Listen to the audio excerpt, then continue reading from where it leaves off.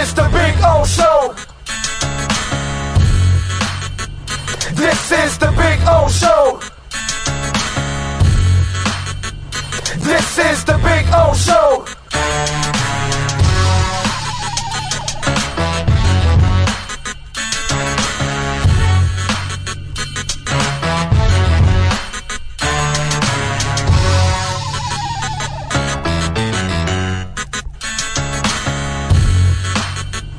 This is the Big O Show. This is the Big O Show.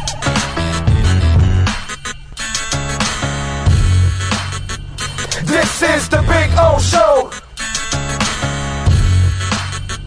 This is the Big O Show. This is the Big O Show. There's no need to drive around South Florida wasting valuable time looking for a new or certified pre-owned Acura. Go to the #1 volume sales dealership in the Southeast United States. Craig Zinn's Acura of Pembroke Pines. Purchase with pace and space in a dealership tailored to your needs. From home buying to providing that personal touch. Contact the 2020 Satisfaction Award winner Craig Zinn's Acura of Pembroke Pines. 888-776-5123. That's 888-776-5123. Or visit them at 15601 Pines Boulevard in Pembroke Pines. Be there, there, be there. Be there, there, be there.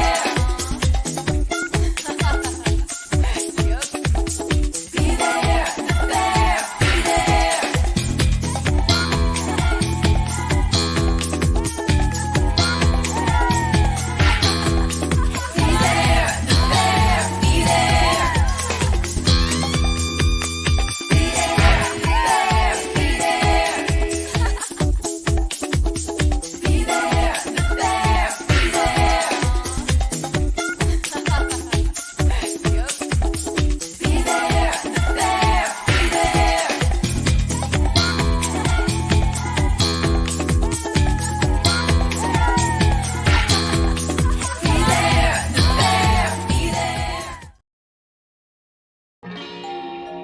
Oh, great. You have a doorbell camera. Now you have a front row seat to your house getting robbed. They're breaking into my house! Ooh, there goes the TV. I'm sure it'll turn up at the pawn shop. No, not the TV! Just because you can see them, that doesn't mean you can stop them. With Slogans, you get 24-hour monitoring, a free home security system, and professional installation. Plus, free doorbell camera, one that'll actually work for you. Get out of my house! Get out of the house! Call 1-800-ALARM-ME.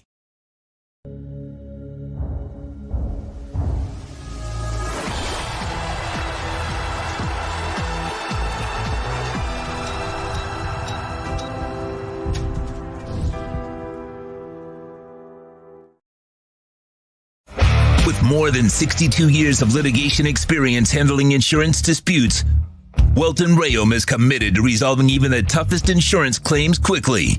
At Welton Rayom, they don't get paid unless you win.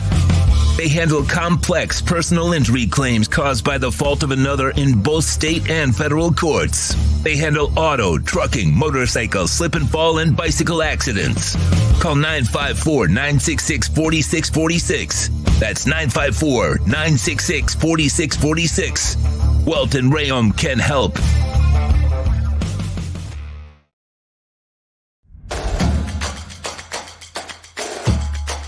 Welcome to Caneswear. New store, new items, same great experience. Family owned and operated since 2010, Caneswear has the latest merchandise from the Miami Hurricanes, Miami Dolphins, Florida Panthers, Inter Miami CF, and more. Come visit us at our store in Davie on University Drive, just south of 595, or online at caneswear.com. Caneswear, the spot Miami fans shop.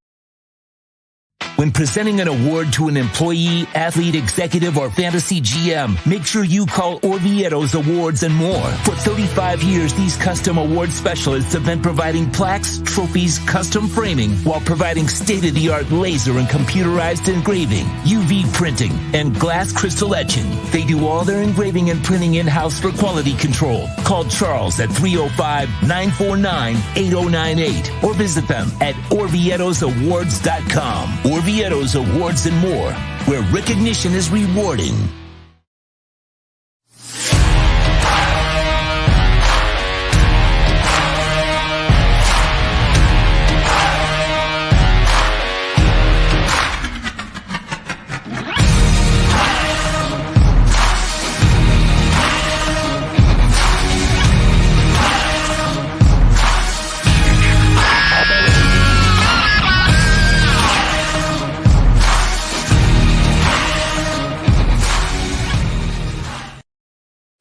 Statements or beliefs expressed on the following program by the host, guests, or callers are not necessarily the opinions of FantasyXS.com, Media Group Inc., ownership, management, sponsors, or website.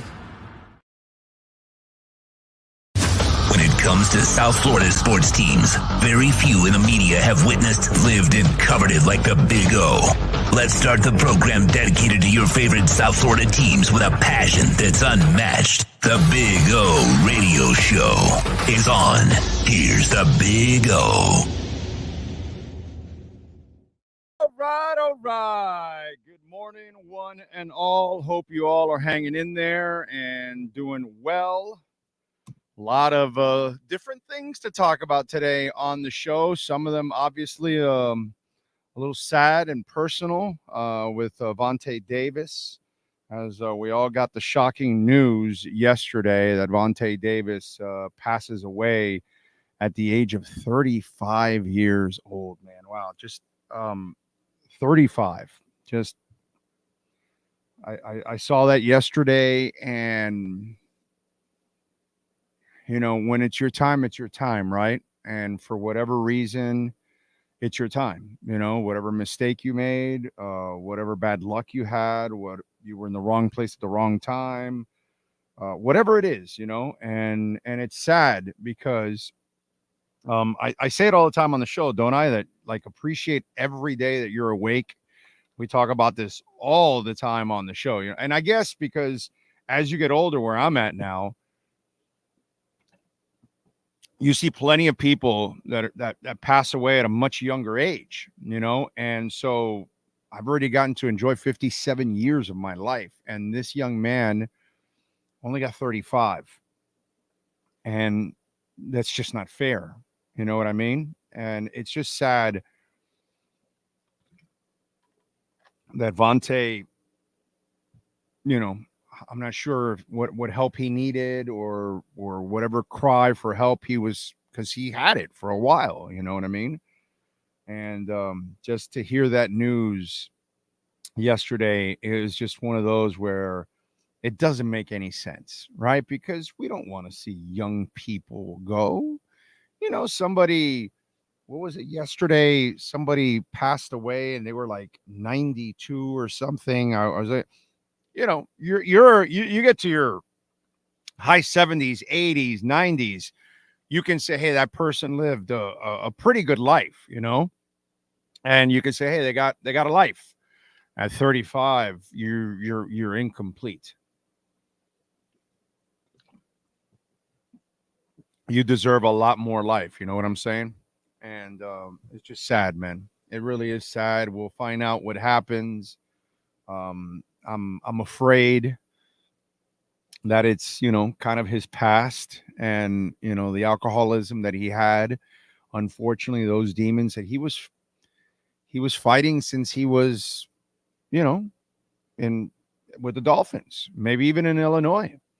Not exactly sure, but I mean, you know, that incident with Brandon Marshall, where Marshall hits him with a football over the head because he came to practice drunk.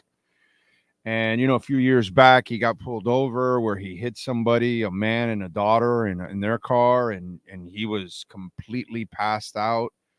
And you almost feel like that's the demon that caught him. You know, we'll find out now because they say there's no foul play. So you just wonder, did the alcoholism, did that continue throughout his life? And it seems like it did. And it might be what ended up costing him his life. And it's weird, man. It's just a weird dynamic to watch sometimes people drink themselves to death. And I'm not sure that's what it was, by the way. I'm just kind of putting one and one together, unfortunately, because that was the only demon that was consistent throughout his life. And so that's the one that you just kind of say, did this actually cost him, his life? And it's just a shame, man. Just a real shame. He had problems with maturity throughout his. And I mean, the way he retired from the game, he just walked out in the middle of a game. That's, and that's somebody that isn't, they're not just mature enough to handle things the right way, but it's probably some kind of cry for help. And who knows, it's just tough. It's tough. Sometimes people cry for help. Sometimes they are crying for help and they don't realize it, and they still don't want the help, or you try to help them and they, it's a tough situation. But something didn't go right because he's 35. He's 35. He's a former athlete. He's just out of football recently. So, this is a guy that took care of his body one way, but didn't take care of his body probably the other way, unfortunately. And the messed up part is that you're talking about a guy that had actually a fun personality, really, like wasn't a bad human being. He was just a danger to himself, and I think we all know a friend or a family member or somebody like that they're not really bad human beings, but they make bad decisions that hurt themselves constantly. You know what I mean? And that's just kind of the way it looks like from the outside at 35 and some of the things that happen. And just a real shame that this young man could not kind of, finish his NFL career, play it out, and then have a life after football. You know what I'm saying? Because he was a good dude. It's a good dude, man. Wasn't a bad person. It's just there's a lot of us in this world where we're not bad people. It's just we're a detriment to ourselves, and no matter how much others try to help you, friends, family members, sometimes you can't be reached, and you can't be reached in time. And nobody reached Vontae Davis in time, unfortunately, man. 35 years old. Just way, way too young for any of us. Way too young for any of us, man. What a shame. Our prayers go out, obviously, to the Vontae Davis family. I believe his grandmother was the one that was the owner of his house, and we all know how he felt about his grandmother. That was the first thing he thought of, when that bad news hit him in the Hard Knocks and all of that. And it's weird because he'll be known as a hell of a player, right? And he'll be known for, I need to call my grandma. He'll be known for walking out on, ending his career in the middle of a game, right? And so it's just kind of it's just an odd thing, man. Just an odd thing. And just so sad to see what happened with Vontae Davis. And it shouldn't. This shouldn't be the case. You know what I'm saying? It's just, wow. What a shame that nobody close to him, and maybe they tried, I'm sure lots of you have tried to reach some of your friends or family members, and they continue with whatever issues they have, right? So just a shame. Just a shame. Rest in peace.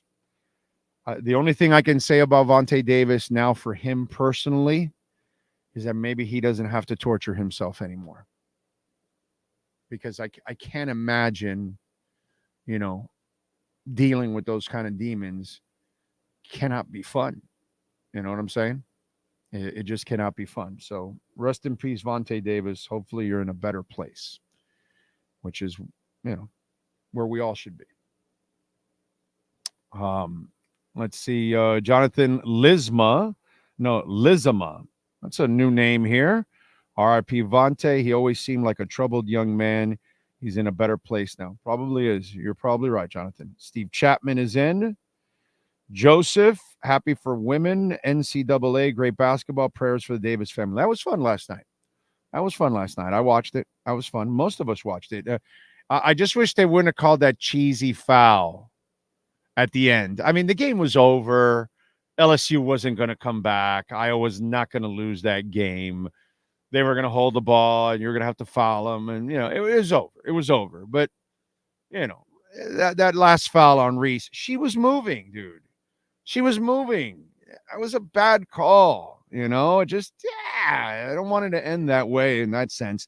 The game was over. So, but, yeah, that was fun. That was fun. And, man, that girl can shoot. Holy shit, she can shoot, man.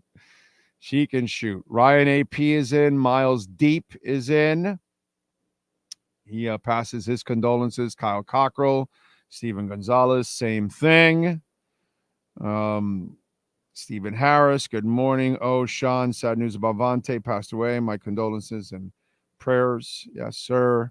Captain Saki. I get a day off from the water and I can enjoy the show. Thank you, Captain Saki. Out there in Tarpon Springs. One-Eyed Jack, yes. Beautiful crypto dip, dude. Beautiful. This is a great opportunity. Those of you newbies that have just got in, this is a great opportunity to lower your overall number. And what do I tell you? For us veterans that have been in it, this is the same dip that continues. This is free money, and I'm not a financial advisor. This is free money. So, bye. As the Backstreet Boys would say, bye. Let's go. Crypto Fins is in. He's loving it. And he says, RIP Vontae. Jay Gelfin in. Happy Taco Tuesday. I will call you today, Jay. Lisa Rose, John Padilla, Omar Lopez, Dude 67. That's right. Buy that dip, Lisa. She's a rock. She's been buying the dips all the way through. Do you acknowledge Roman Reigns as your tribal chief? No, I'm a Reno Reigns guy. Okay? I'm a Reno Reigns guy. Not Roman Reigns. Reno Reigns. Okay? We go with the Renegade. Drago, Ray Varnicus, Nico Jones, Dude 67, Roderick Freeman. It's always a tragedy when someone young dies. My brother was 31 when he died last year this month, and it's still painful. Prayers for his family. Yeah, 31. Jesus, too. Think Blue Dodgers. Josh is in. Alex Palenzuela. Chad. Gus 1388. Ray Sosa. Cosa Nostra. Giovanni. Retiring at halftime of the Heinz Bills game was odd. Yeah. I mean, but Vontae wasn't, he wasn't the average Joe, he was a different cat. That's for sure. Chad says, my grandmother passed away on my birthday last year, but she was 94, lived a full life. Always spot on there. Yeah. I mean, 94, you got your life in, bro. Philip Dunkley. What are you saying? How? What? Huh? Brian Landis, Ocala Joe is in the house. Aside from your other talents, you can now add Dog Sleeper. We just adopted a new puppy, and the sound of your voice puts him to sleep quickly. Okay. I usually bore the shit out of people, so that's actually, it's kind of par for the course there, Ocala Joe. Let's see what this teaches us every day. Above ground is a blessing. Every day, brother. Every day. Enjoy it. Every day. Big O, he was a good Dolphin and Colts player. May his soul rest in peace. Yes, sir. Woke up to Plush by STP playing on the Bose speakers. One of my all-time favorite songs. Had to let it play out, then tuned in. Like and shared Big O radio show. Puff, puff, give. Thank you, NorCal. Appreciate you. Gordon Shumway's in the house. Oh, it's In Sync that said bye, bye, bye. Okay. You know your boy bands. Strong. Josh knows his boy bands. Okay. I always thought Davis and Smith were going to be the best CB duo in the NFL. Yeah, that looked like it had potential. I acknowledge the tribal chief, says Frankie. Reno Reigns, bro. Big O, I am taking your advice about cryptocurrency here in the Bahamas. I'm opening an account this week. Good for you. And good luck to you. I think that it was out of sync, or was it that in sync that did that? What you guys are right? You guys are really on your boy band stuff. Wow. Just started into crypto the past couple of weeks. Good for you, Joe. You're probably already making some money. Living on Earth may be tough, but hey, it includes a free ride around the sun every year. That's what Not From Sodom says. I like that. Rodney says 35 is too young to die. Amen. Sam the Man says The Renegade, what a good show back in the day. There you go. He picked up on it. Philip Dunkley, how did how did he die? Real sad to hear. We don't know yet. I'm only speculating that it was alcohol related, only because it was a demon that was with him the entire time. And that's pure speculation on my part. I don't know what happened. They said no foul play. So, alcohol was like a big problem in his life. Think about this. If he wasn't an alkie, how much better would he have been as a player? Okay? That's some scary shit. If the young man, really grew up and dropped some of that stuff, he'd still be with us, which is the most important thing. I mean, that's what I'm assuming. Okay? We'll find out. I don't know what's going to happen, but that poor man was dealing with, like a lot of you out there, people deal with demons. And it's gambling, it's alcohol, it's drugs, it's, whatever it is. There's just some demon that, brings you down. Whatever it is, greed, another demon that could bring you down because you take advantage of people because of your greed or whatever, So demons are things that we all face. Every one of us faces demons. It's whether we decide to accept it and then become it, or we say, no, that's not what we're going to be all about. And we decide to not, do it. And so everyone faces demons one way or another. It doesn't matter what it is. I don't care if you're Tiger Woods and you're showing up at every Stuckey's restaurant and there are waitresses just lining up to have sex with you. That's your demon. You're Harvey Weinstein or you're Sam Bankman-Fried. Your money, greed, and now that you take advantage of people. That's another demon. It doesn't have to always be about alcohol and drugs. It could be about so many things in life. And we all face demons almost every day. Do I park here for a moment? I'm only going to run in there. It says no parking, but nobody's going to come give me a ticket. So you got this demon in you that you might like to break laws. Little laws, nothing. And then you come out and there's the ticket person. Pa, pa, pa, pa. And you're like, shit. Right? Oh, I'm going to go on the HOV lane and it's only by myself and there's a cop busting you. Boom. There's a little demon everywhere in everything that we do in life. It'll show up somewhere. It'll pop up on your shoulder, and then you got the angel, and you got the scene from Animal House, and so it's just, this is something that we all deal with, unfortunately, every day practically, and it gets the best of us because we're human beings and we make mistakes. And Vontae Davis, unfortunately, probably gave in to a demon that cost him his life, unfortunately. It's sad, man. Sad shit, man. Just stuff that should not exist. I met Vontae Davis's rookie year after the Jags game at Club Live. He was downing a Patron bottle. Yeah.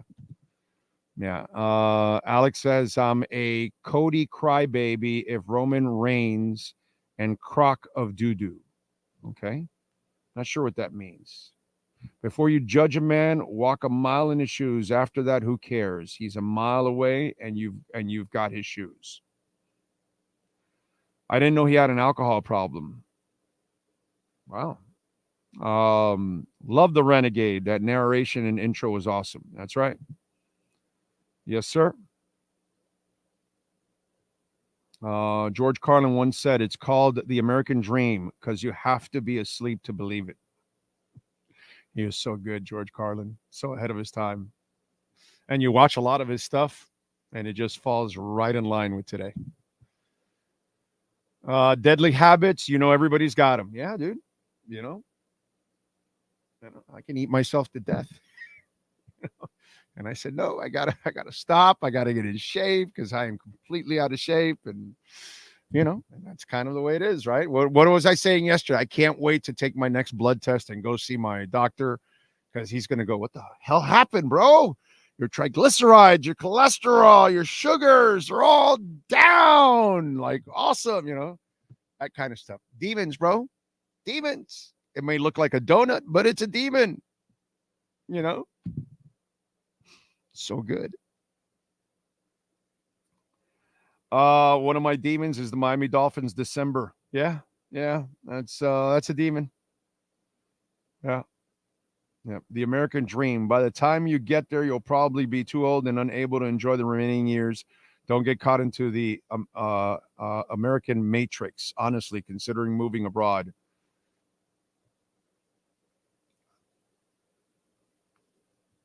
I'm not going to even argue with that, Ryan. I've been finding out about so many countries. I've been studying so many countries. It's not even funny, dude. Okay? They're political, they're financial, they're climate, whatever. I've been balancing everything, dude. Everything. So, yeah, you're onto something, my man. You're onto something. So we're definitely not the country that we make it out to be for the rest of the world. Abusing alcohol is horrible. Look at what it did to David Woodley. I always liked Vontae as a player, but his alcohol issues were always a concern. He might still have been playing today. Who knows? Yeah, you never know. You never know. Or he could have gone into coaching, or he just could have continued into business and have success. You know what I'm saying? And do like a lot of other former football players that, you look at Kim Camper, man, terrific career post playing. Look at Joe Rose, terrific career post playing. Magic Johnson, post playing. Lots of guys, Larry Zonka, lots of guys after they're done, they if you're ultra competitive, okay, you're going to find something else to be competitive in. That's all it is.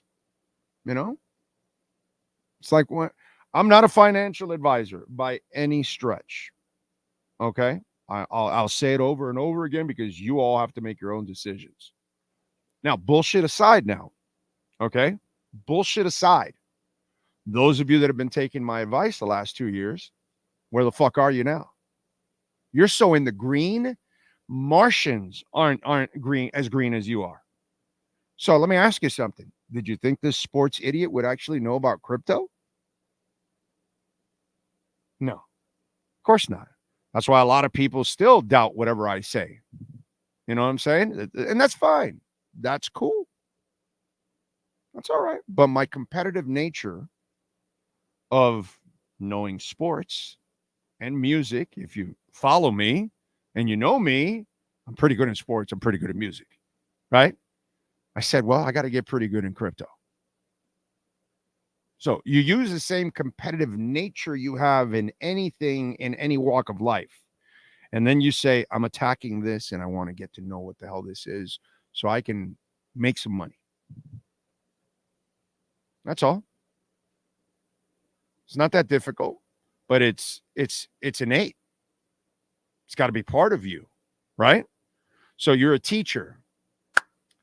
You reached your pension point. So 25, 30, 35, 40 years, whatever the hell it is. You done? You're going to sit around with a finger up your ass? So what you're going to do? Or you're going to say, well, I'm now going to go into photography, nursing, whatever.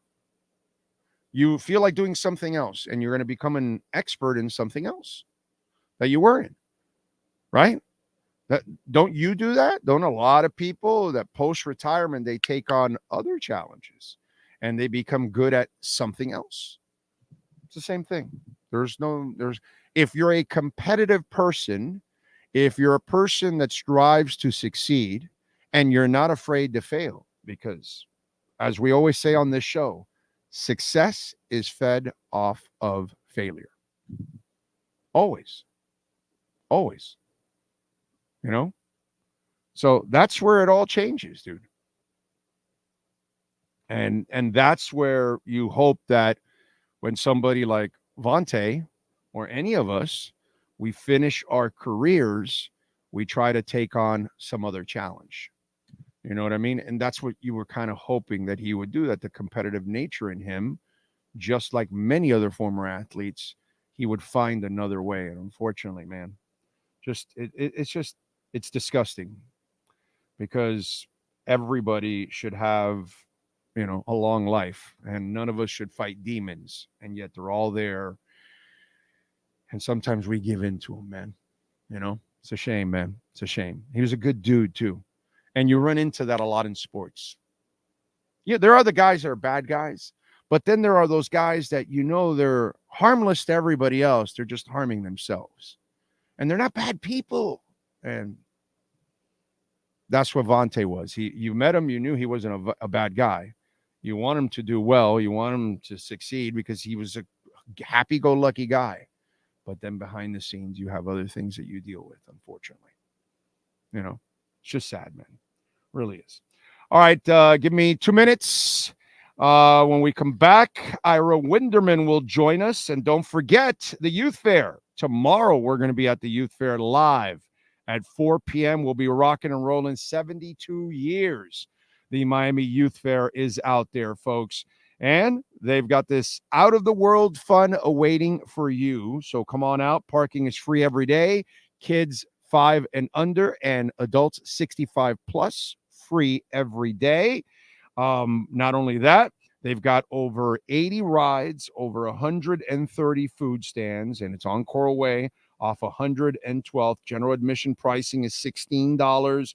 They've got unlimited ride tickets, $40. And obviously, you can go and get some discounts at fairexpo.com. That way you don't make the lines. You can also go to Sedano's and buy your tickets. Check it out, the Miami Youth Fair, the Miami-Dade County Fair and Exposition. We'll be out there tomorrow at 4 o'clock, so come on by and say hi. We'll be somewhere on the midway. Not exactly sure where they're putting us, but we'll be somewhere on the midway. We'll see you there at the Youth Fair, and we'll talk to Ira next.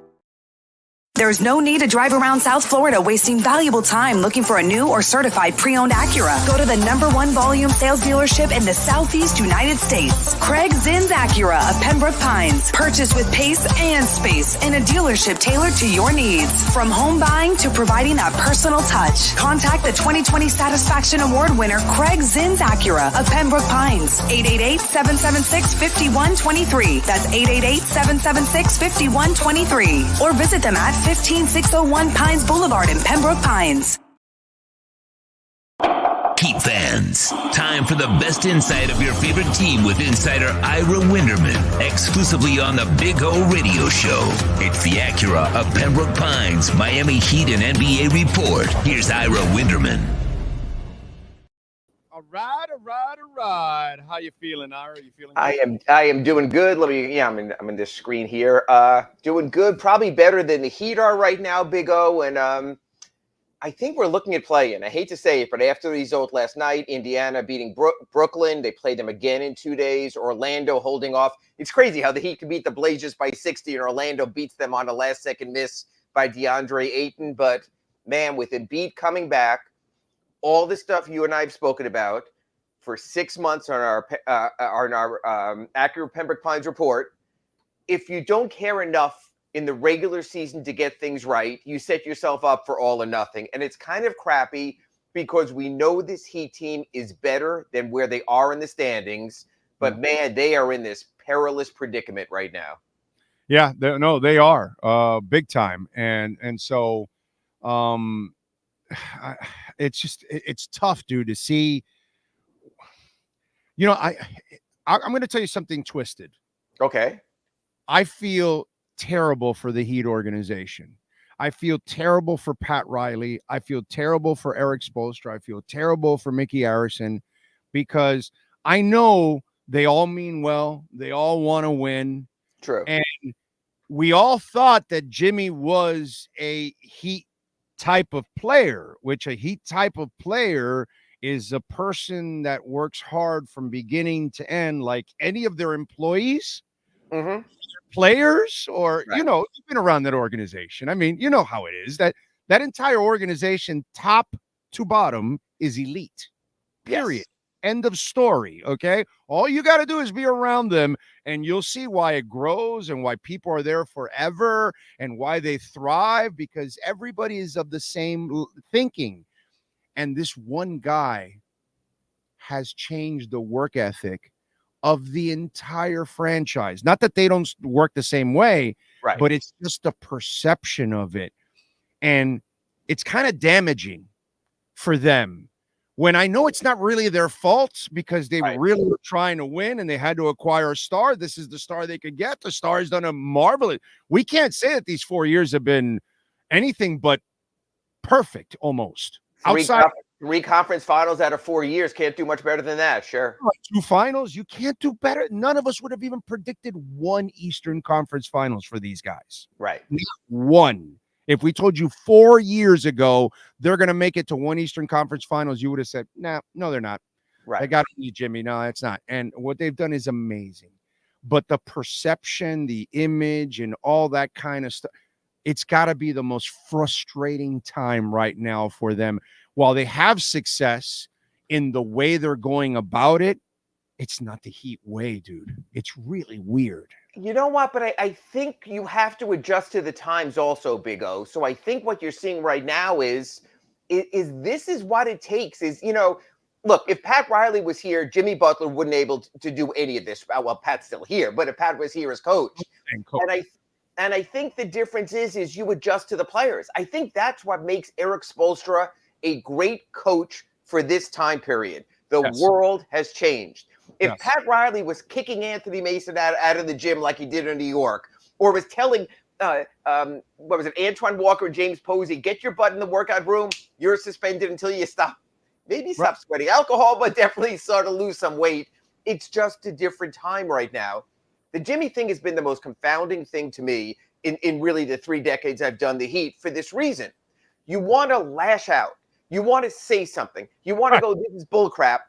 And yet I'm on the Acura Pembroke Pines report with Big O in June talking about the Heat being in the NBA Finals or having just lost in the Eastern Conference Finals. So let me ask you this. It's just sort of like your show.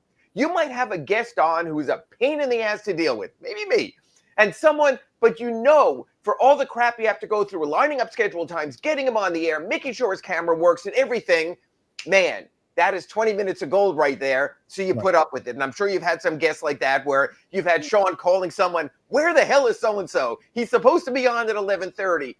So it's like in any walk of life. You know this, Big O. You follow rock bands. You know some of these superstars have been so temperamental, you don't even know if they're going to come on stage or be there or be sober for their concerts. Axl Rose. Yeah. Okay. But when they show up, they're gold. And you're sitting there in the stands and you're going, I don't know if this guy's effed up. I don't know if he just got to the arena 5 minutes earlier. But, man, this is special. And so that's what you do with let's call Jimmy a temperamental artist. And that's why I've said from the start, and I've said it on the Accurate Pembroke Pines report here before also, Jimmy Butler might be the best game mate in the NBA. Lights go on, he gives you his all. Is he the best teammate? I'm not so sure because others look at him and say, well, I only have to show up for 60 games. Well, I could just show up when I damn well please and do what I damn well want. It works for him, but it doesn't mean it works in the rest of the locker room. So I think these next 3 weeks, let's Sean, you can tape this. Let's see how it happens.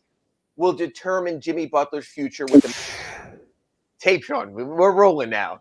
If Jimmy Butler pulls them through to a good playoff spot and gets them through to the Eastern Conference Finals, then Big O will go, man, Ira, all the BS was worth it.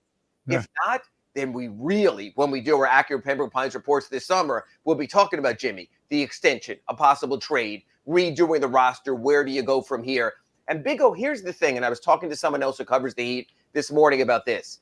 If the Heat do go to the play-in, it means guaranteed in the first round they're playing the number 1 or number 2 seeds, the Boston Celtics or the Milwaukee Bucks. I've got to tell you this. I will take anyone else in the East and give the Heat a shot. Over the Knicks, over the Cavaliers, over the Magic, I'm fine. But Milwaukee has revenge on its mind after what happened against the Heat last year. And the Celtics are one of the greatest teams in the NBA in the regular season over the last decade. Right up there with those Warriors teams that set records. If the Heat go to the play-in, and you can tell me, Ira, don't worry, Embiid is just coming around, they'll beat them, maybe they will. If you say, Ira, they just lost to the Sixers, don't worry, the Bulls and the Hawks are garbage, they'll beat them, maybe they will. But then they'll get the Celtics if they have to play that last chance game. Or they'll get the Bucks if they play the second to last chance game. They've positioned themselves really crappy with the games they've given away, and the games that they gave away came with players taking the night off. You can't take nights off when you're not great. When you're great, you can take nights off. When you're the LeBron, Dwayne, and Chris Bosh Heat, you can give guys the night off because you're going to get your 60 wins, your 55 wins anyway. That's not true with this team. They have dug their hole, and now we can see if they can climb out of it. I'm not so sure that from being 6 feet under, they aren't already 5 feet under. Yeah, no, I'm with you there. That's the frustrating part about watching it. But again, it's like the results are the results. And so and this is why we have some guy was reaching out to me on Twitter, like, hey, what a great weekend. And I'm like, no, dude, they beat Portland and Washington. That's not a great weekend. They did what they were supposed to do. They did what they were supposed to. And in other games, they didn't do what they were supposed to when they lost to the Wizards here, when they strung out games and wore guys down in Detroit, having to rely on a Bam Adebayo last-minute shot, when they played competitively in Dallas and Oklahoma City but could not finish the deal, just like that last game against the Knicks in the Garden. This is when it bites you. Big O, let's be honest about something here. There are 15 teams in the Eastern Conference. The Miami Heat right now are in 7th place. They're in the middle. They're mediocre. They're just another team. This is not like we're talking about, whoa, the Heat, if they can get to 2, get home court in the second round. Or if the Heat get to 4, they get home court in the first round. We're talking about just making the playoffs. You can use your Jim Mora voice there if you want. This has not been a great season. This has barely been a good season. 7th place puts you right in the middle of the pack. Yeah, this is a bad season that can only get better unless if you make a run into the playoffs and start winning against the teams you didn't win against consistently. So that's the only way. The postseason is the only way to make your season better than what it was. Because unfortunately, and that's been their miracle formula. And maybe it happens again. But Big O, how often does lightning strike twice in the same place? very rare, man. Very rare. I mean, ask the Marlins. They want to be the 2003 Marlins or the 15 Royals. That's what they want to do. They want to catch lightning in a bottle with a bunch of young guys.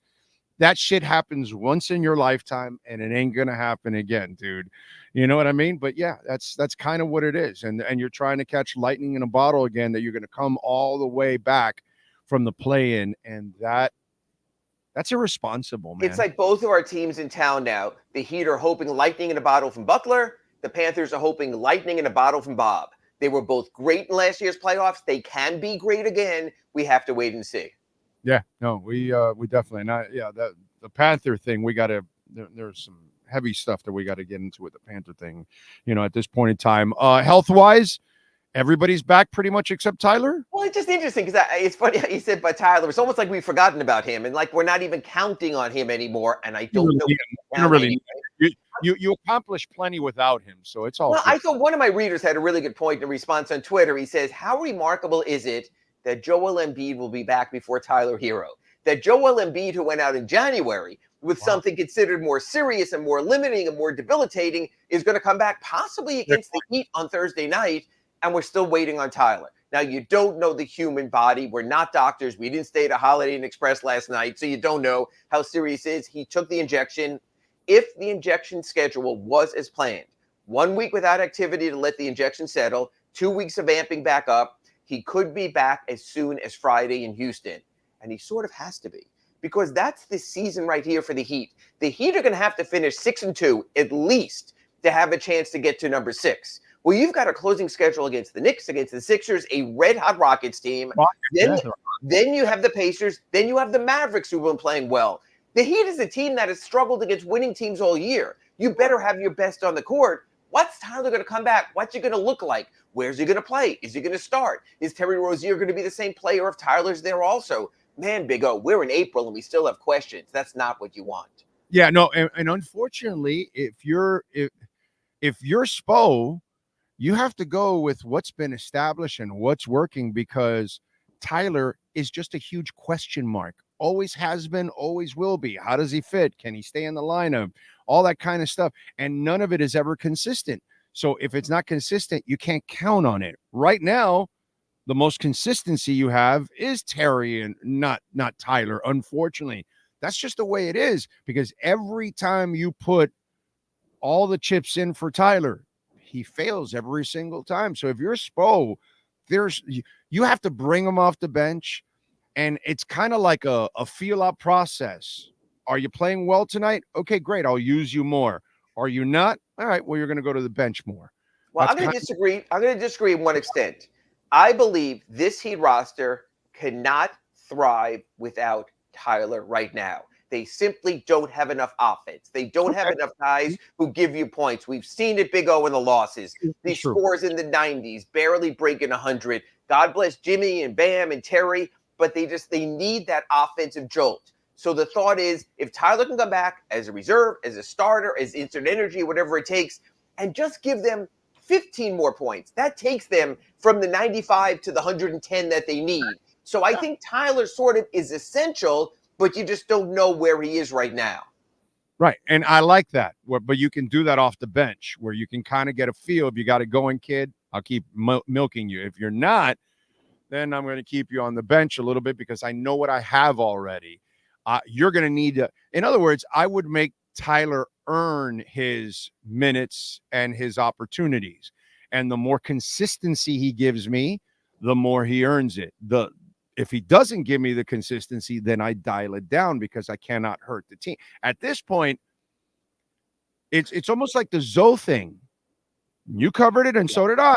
Yes. Riley was waiting for him to come back from the kidney. Meanwhile, everything was actually flowing with Anthony Mason And Brian Grant. And Brian Grant, all that. And then all of a sudden, Riley had figured that out. And then Riley made that mistake. Okay, hey, Big O, and I know what you're saying, and people then they crapped out against Charlotte, but Pat Riley at that time thought, in order to get to a championship level, I need Zoe or I'm not going anywhere. So let me ask you this. Big O. We saw what the Heat were last year. They went through the playoffs except for one half of one game without Tyler. Did the Heat have enough to go deep in the playoffs without Tyler Hero this year? And maybe you think they do. And if they do, that's one thing. But if they don't, then you have to ride with Tyler and see what he brings you.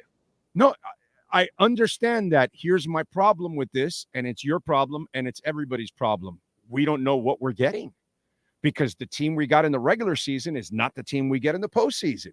So all of a sudden, Caleb Martin's playing, and he's out of his mind, and Terry Rozier will be out of his mind, and Jimmy Butler shows up. Sure, yeah. Butler shows up, and then all of a sudden you're like, well, where the fuck was this team the entire year? Like, you guys are playing out of your minds against some of the best in the NBA, and you're getting to the finals. And yet I still think it comes down to Jimmy Butler. And a matter of fact, since we're doing the show today on Tuesday, I would even say this. They're playing the Knicks tonight, and the Knicks are without Randall and OG. Okay, so they're injured. Yeah. This is the night I need to see Jimmy Butler as the best player on the court. Jalen Brunson is great. Is going to be all NBA this season, is going to get votes for MVP as one of the top 5. Deserves it. If the Heat are who we think they could be in the playoffs, it needs to start tonight. And I need to see, right now, if you're asking me, Ira, based on what you've seen over the last 2 weeks, who's the best player when the Heat play the Knicks tonight? I'm going to tell you it's Jalen Brunson because he's coming off a 61-point performance. So if Jimmy Butler can still conjure playoff Jimmy Butler, this is a perfect night to instill confidence. To tell people, I'm still here. I can still get it done. If Jimmy Butler gives me another 15 or 17 points, you might be screwed, Big O. Yeah, no, exactly. And then it's really what I've been saying is that, bro, there's no gas left in the tank. Because if he can't do that now, and we're only a couple games out of the end of the regular season, if he can't start becoming, playoff Jimmy from here on out, then that's a really scary thing too, because the next 2 years are going to get even uglier than what we've seen. I'm even going to put off the next 2 years and talk about the next 2 weeks. Jimmy Butler's an older player. We know that, 34 years old. If you miss the play-in and make the playoffs, you get a week off between your April 14th season finale against Toronto and either Saturday or Sunday starting the next round. So if Jimmy Butler really cares about his body, really cares about being playoff ready, he can create a 1 week vacation. And honestly, Big O, I don't give a rat's butt if he goes to Colombia and finds more coffee beans during that week, if he gets to rest. So basically what you're telling someone is this: you can earn a week off with your best play in the next 8 games. Can you give it to us? This has to be a moment of meaning now, because I got to tell you, Big O, if you're in the play-in, you're going to play Toronto on April 14th on Sunday. Let's say you're the road team against Philly. On Monday, you're flying to Philadelphia. On Tuesday, you're playing Philadelphia. If you lose to Philadelphia, you have to fly back home. And on Friday, you're playing Chicago or Atlanta. And if you win that game, on Saturday, you're flying to Milwaukee or Boston, and you're starting on Sunday, and it's grueling. Jimmy, do you want a week off? Earn your vacation right now. We'll give you a bonus week. That's it. I don't have a problem with that. All right, what do you got going on in the Sun Sentinel so folks can check you out, my friend? Well, I still want to have a little fun. So I wrote a story about Alondes Williams. His nickname is Man Man, and I was kind of curious as to why in the background. He said, hey, when you're from the Midwest and you're a cantankerous child, your mima, your grandma calls you Man Man. And I looked it up, and yep, Jamal Cain said he was a Man Man. Kendrick Lamar was a Man Man. But then I told Alondes, how seriously do you take it? And if you go to sunsentinel.com, on each arm on the back is the word man and the word man. He wears his nickname on his sleeve, literally. Fun story, fun kid. Remember, Big O, this is a guy who had a 55-point game and a 45-point game in Sioux Falls for the Skyforts. So we're talking about future Heat scoring. Maybe you trade Jimmy, maybe you trade Tyler. This could be a guy to keep an eye out on. So I wrote about that. And in my Ask Ira, I wrote about when Joel Embiid comes back, everything changes in the play-in race. So Heat, you better damn well be ready, because we're going to see Joel Embiid, I think, on Thursday when the Sixers come in for that showdown for the season series tiebreaker against the Heat. Yeah, tonight will be telling. You lose this game, And with them missing two of their better players, that will not be a At home. It's your damn home court. Defend it. Yeah, no, I'm with you there. All right, follow him on Twitter at Ira Heatbeat and catch his exceptional work there at the South Florida Sun Sentinel. Ira, as always, thank you, my brother. Appreciate you. Catch you next week from the road from Atlanta. Thanks, Big O. You got it. Thank you. There you go. Ira Winderman. And don't forget, they've got it going on right now. 15601 Pines Boulevard, the Spring into Performance sales event going on right now. The 2024 Integra 299, the RDX 2024 419, the MDX 489. And guess what, folks? You can get 1.9% financing for 36 months. Tell them that Big O sent you. Go check it out. The lot is loaded with beautiful vehicles, new and certified pre-owned, so you can walk around that lot and pick the car you want, the color you want, the style you want, the model you want, but more importantly, the price you want at the finest dealership in the business, #1 volume sales dealership in the United States, Craig Zids, Acura of Pembroke Pines. You've been listening to the Acura of Pembroke Pines Miami Heat and NBA Report with Ira Winderman. When you're looking for award-winning service and great deals from the #1 volume Acura sales dealership in the Southeast United States, you go to Craig's in Acura of Pembroke Pines at 15601 Pines Boulevard in Pembroke Pines. Right. NorCal says Ricky Williams is so awesome. He's doing very well post. Yeah, but remember, it's just weed. Weed doesn't really, you don't OD on weed. You're not holding up banks with weed. You're not like stealing from people for weed. Like, potheads are harmless. You know what I'm saying? It's the other stuff. It's the cocaine. It's the alcohol. It's the crack. It's the, all the bad stuff. It's the fentanyl. It's, all that. That's the real problem. Weed. Come on, dude. Give me a break. How's Cheech and Chong doing? Weed. How's Willie Nelson doing? Weed. Weed doesn't do anything.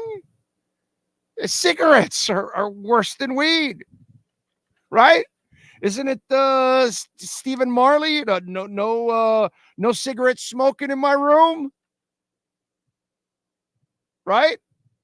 I mean, lots of things. So I don't count the Ricky Williams thing because it's weed. Weed people grow, they grow old, bro. They don't stress. Weed people chill out. They want to sit on a couch and watch television, jam some music, have a relaxed convo, We don't count, bro. Potheads last forever, bro. Forever. Indians have been smoking the peace pipe forever. And they smoke it forever. Yeah. Weed's not an issue, bro. That's for silly people that try to make weed something like evil or something like that. That's for ridiculous people, So I can't go with that one. We should all be acknowledging O for his crypto knowledge. O, do us all a favor, look into the camera and say loud, acknowledge me, acknowledge me. DJ says, you're the man. Oh, thank you, sir. With a serious face. Oh. I would not know what a cold storage wallet is without this show. Cap for Life says 100%. I'm 70 in Bitcoin and 30% in crypto right now. Yeah. And by the way, it's bouncing back immediately as expected. Are we back over 66? No, not yet. But after a low,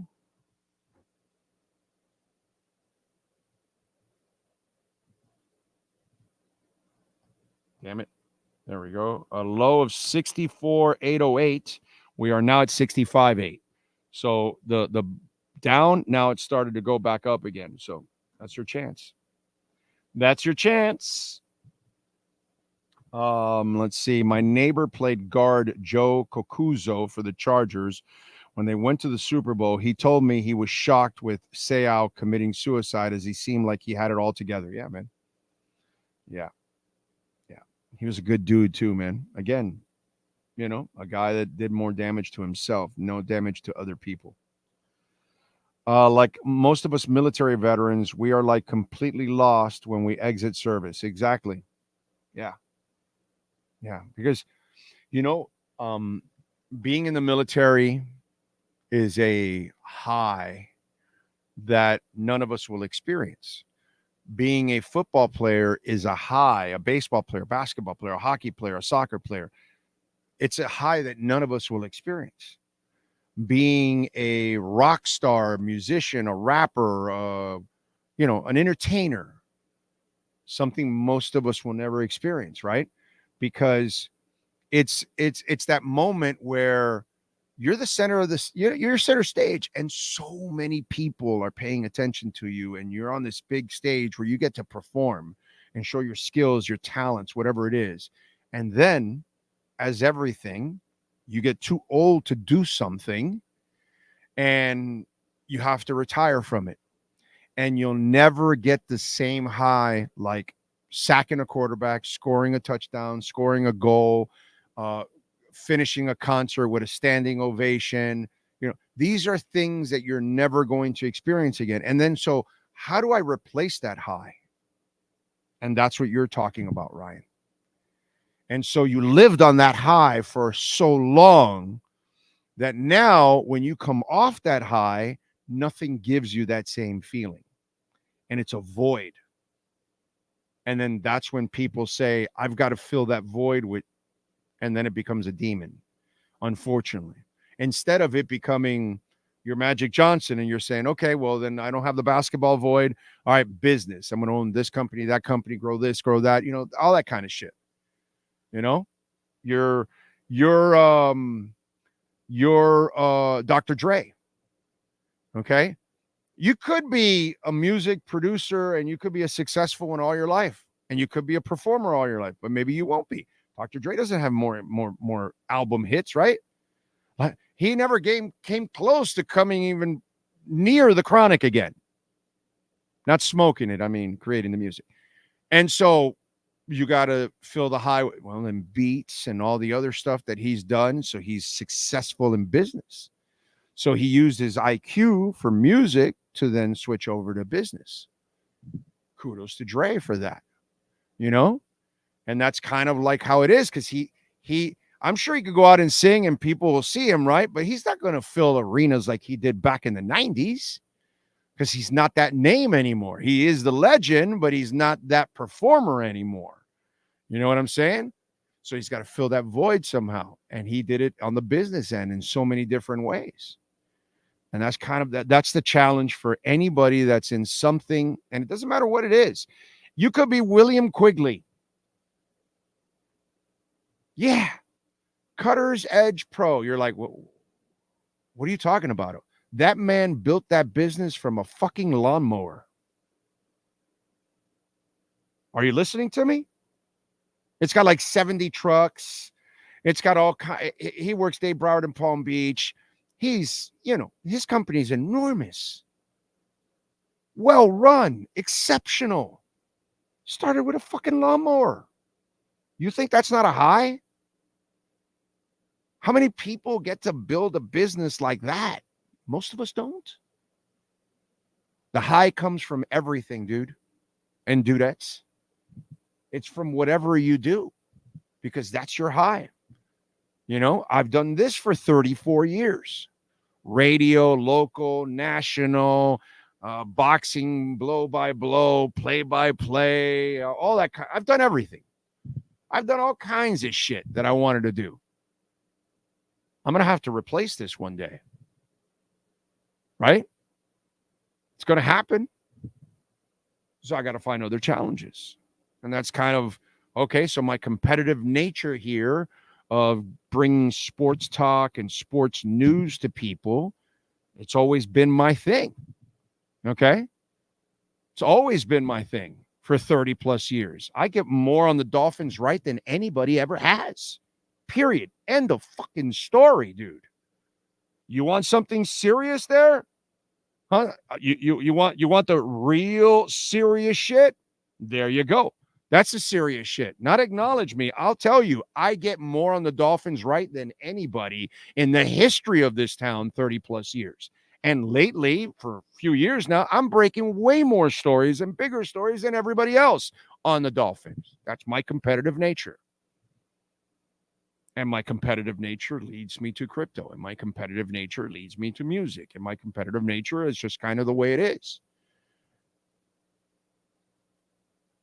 So it's a void that we all have to fill one way or another. You know, the teacher teaches for 35 years, retires. The high of reaching a child, you'll never achieve it again. Now you got to find something else to do. You know how satisfying it must be for a teacher when that child gives a shit about learning and wants to grow their brains and wants to become something because you reach them? Oh my God. You changed a life. What kind of a high is that? Think about that. And so that's what we all fight.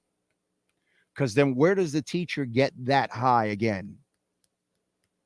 She may or he may not find it anywhere else, because the most satisfactory thing in the world for that teacher is to reach that child, for that musician to get that standing ovation, for that basketball player to hit the game-winning shot. Where the hell are they going to get that high again? And that's our challenge in life. Because once we find what we love to do, we have the passion to do what we do. And then we've got to find a passion again. Because really, I don't know about you, but if I retire from this one day, I don't just want to be a freaking couch potato. I'm going to do something else. I don't know what the hell it is, but I'm going to do something else. I have to keep my mind and my body busy, and you know what I mean? So I'm going to do something else, whatever it is. Maybe it'll be more beneficial to me and health-wise or physically or whatever, but I'm still going to do something. You know what I mean? It's just something we all go through in life. It really is. Let's see, what else do we have here on the chat board? Those games the Heat lost at home against the mediocre Grizzlies, Hawks, Wizards are the difference in what put them in the play-in. Yep. Johnny Cash, or is it Johnny Blaze? Hell yeah. Let's take all those bongs, load Big O Nation. Let's go. G. Reed says, stay off the weed. Weed is not like smoking a cigar, Hunter Butler. What is wrong with you, dude? It's not even close. Come on, man. Florida Supreme Court allows recreational they allowed the recreational marijuana and abortion. Awesome. Because abortion is going to pass by miles. Okay? When it's voted by the people will want abortion, 15, 16, I think is normal. It's fine. Whatever. But that whole ban stuff, that ain't happening here. It's not happening. That's only forced upon us. Okay? So abortion will pass and recreational marijuana will pass. Both will pass by miles. Okay. Well, maybe the recreational marijuana might be a little closer. The abortion one will pass by miles. It's not even close. It will get crushed. So, that's only forced by a small amount of people that are conservatives, and they are the enormous minority of our country, like huge minority. They're so small, it's not even funny how small they are. But you put them in places of power, they change decisions. And, there you go. Two of the judges, there were 3 women judges that voted against it in the 4-3 decision. 2 of them are up for re-election. Guess who's going to get the boot? Both those 2 losers will get the boot because women are going to revolt. It's going to happen. If you allow women and most men to vote, they're going to say, yeah, of course, we have to have abortions. You have to have it. Unfortunately, too many kids are born into terrible parents and positions. They don't need it. And the world is not going conservative. So both will pass. I think recreational marijuana will pass, and brother, the abortion one is going to pass by. It passed in Ohio. Is it Ohio? Look it up for me. Is it Ohio or I think it is Ohio. It might have been Ohio where they put it to vote, a red state, and it passed by miles. Okay. That's the one side's running against it. It's going to bury them for that. Bury them for that. So I'm glad, at least in Florida, we get to decide, the voters. And if the voters want it or don't want it, then that's good with me, whatever the decision is. But at least we get to decide it, and it's not forced upon us, which I think that's enormous. All right, hour number 2 is next. Guess who's up? Manny Navarro. We talk a little Miami Hurricanes right here on hour number 2 of the Big O Radio Show. I think I know what this is. Houston, we have a package. Hello? No matter where you are, the Sloman Shield home security system guards your home. With next-gen perimeter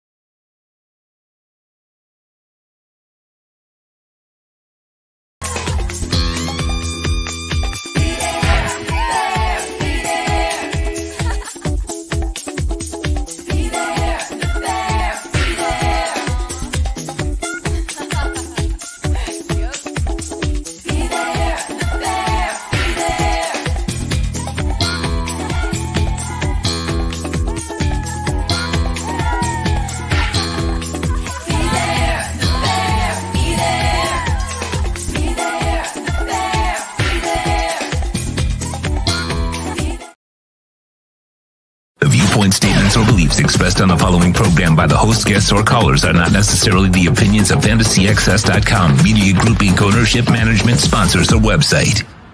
If you're a Miami sports fan, there's only one store to go to, and that's Canes Wear at Miami Fanwear in Davie. They're your one-stop shop for all your inner Miami CF, Canes, Dolphins, Panthers, and Marlins merchandise. They have hats, t-shirts, game day jerseys, and so much more. Located at 2655 South University Drive in Davie, and open 24/7 online at caneswear.com or innermiamiwear.com. Call them at 954-835-5597. Caneswear, the spot where inner Miami and all Miami sports fans shop.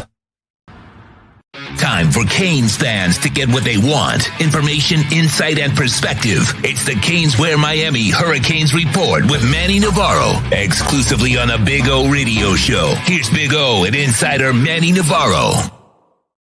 Right. We're ready to rock and roll. How you feeling, my man? How you feeling? Doing great, How are you?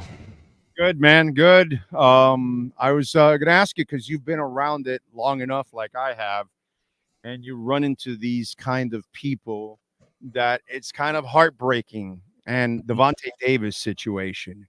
Yeah. And we run into athletes all the time who are actually, they're not bad people. They're good people. They're fun to be around. They're just not nice to themselves. You know what I mean? Yeah. They're a danger to themselves usually, not really to people around them. You know what I mean? So your thoughts on that, because I'm sure you've experienced that the guy that passes away, and you're like, man, he was actually a cool dude. I get he was irresponsible and he made these bad decisions, but he really wasn't a guy hurting other people. He just kind of hurt himself. But if you knew him, he was always a great guy to you, you know, that kind of stuff. And that's who Vontae Davis was, unfortunately. Yeah, the name that comes to mind for me personally is Alex Collins, the running back who came here out of Plantation area, South Plantation High School, who I got to know really, really well. He was the controversial recruit who had the fight with his mom, you know, and ended up signing with Arkansas. Everybody thought he was going to go to Miami. And Alex was one of the coolest dudes that I knew. And tragically last year, you know, he had some run-ins with the law towards the end of his playing career, etc. And then, you know, stupid stuff, man. And then, you know, gets into this horrible motorcycle accident, and he dies at such a young age, and you're like, man, that guy was a good dude. Like, I remember, and he was such a good dude, but why did this happen to him? And I just think, unfortunately, people forget what a brutal sport football is physically on your body and on your mind. And when you love the sport as much as some of these guys do, and you're not as good at it anymore, I think a lot of them deal with issues of, well, what am I good for now, right? Like, what's next in my life? How do I adapt and become a regular human being when all of a sudden, football's not me anymore?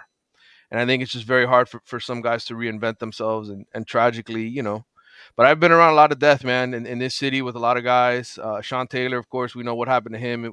That wasn't self-destruction, but he put himself around some people, right? Yeah, that was a terrible night. It's so bad. Yeah, just a bad night. Brian Potta murdered by a teammate. I mean, all these guys that I've been around, there's been a lot of death, sadly, that I've been around covering, people that play football in our hometown here. Like we've run, okay, example, Lawrence Phillips. I know he's dead. And by the way, I don't give a shit that he's dead. Yeah. He's one of those guys that, I feel terrible for Vontae Davis. I don't feel terrible for Lawrence Phillips. Yeah. He was a terrible human being, and he treated everybody terrible. You know what I'm saying? And then he eventually ended up dying. Right. I mean, this is a guy that got in a car and started playing Death Race 2000 because he lost a pickup football game with a bunch of 15-year-olds. Right. And he tries to run them over. I mean, this was, we've run into the people that are bad human beings. Yeah. And it ends up badly. This is those people that are actually super cool, really nice. It's just like hidden behind the scenes, away from you and family members, everything. They're torturing themselves. You know what I mean? That kind of stuff. When they see you, you're like, you don't know what's going on. You're good with it. Like he's normal. You know what I mean? And it's like, those are the ones that kind of screw you over, because you're like, damn, dude, this guy wasn't a bad person. I just wish somebody would have been able to. Obviously, nobody was able to reach Vontae, and that's the part that's sad, that you always wish before this happens, which again, I'm personally kind of assuming this was an alcohol related thing, because he was so tied to alcohol throughout his entire, life. And so you kind of fear that, you know what I'm saying? And you just wish that a friend, a family member, somebody would have been able to reach him. Unfortunately, man, that's a sad part. Yeah, it really is. And, again, I just nowadays, sports psychologists being involved with athletes, it's much more common than maybe 15, 20 years ago.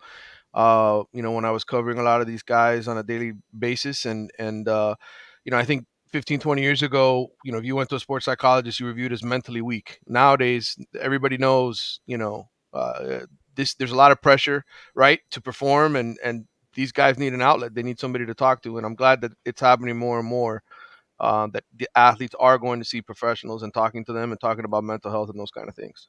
There's a lot of pressure on all of us to pay the mortgage, to pay schooling, to pay the car, the pressure's on everybody. But there's no doubt. You wrote an interesting article in The Athletic. I'm going to read the title. Tim Tebow or Lamar Jackson, the Florida All-State team in the modern recruiting era. Yes. So without giving it away, obviously, we want people to read it because it's actually pretty cool. Yeah. You kind of teased it last week. So talk a little bit about it. Yeah. So my editor, Mitch Light, who worked for so many years at Sports Illustrated and other places, he loves coming up with these list stories and recruiting and all that kind of stuff. And so basically what we did was go back to 2002, which is the start of the modern recruiting era, according to most experts, because that's when Rivals and Scout and all these places started doing these consensus rankings.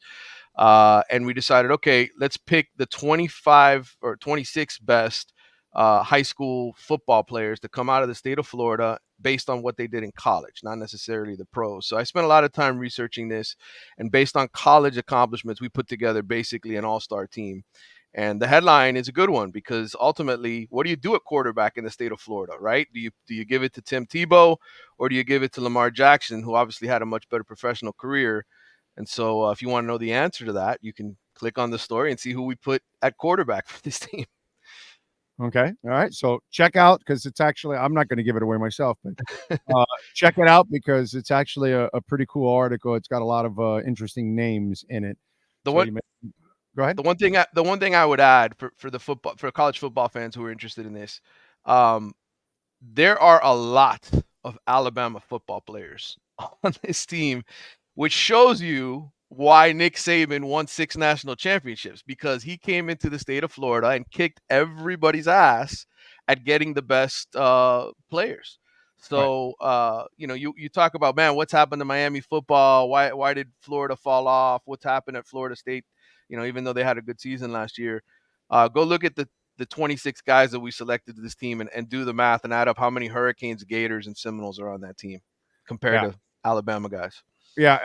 What was it? I'm paraphrasing or something, but Deion Sanders had he had a very complimentary line about the state of Florida. He says, you could get certain positions in Georgia or in Texas and all that, but the best football players are going to be in the state of Florida.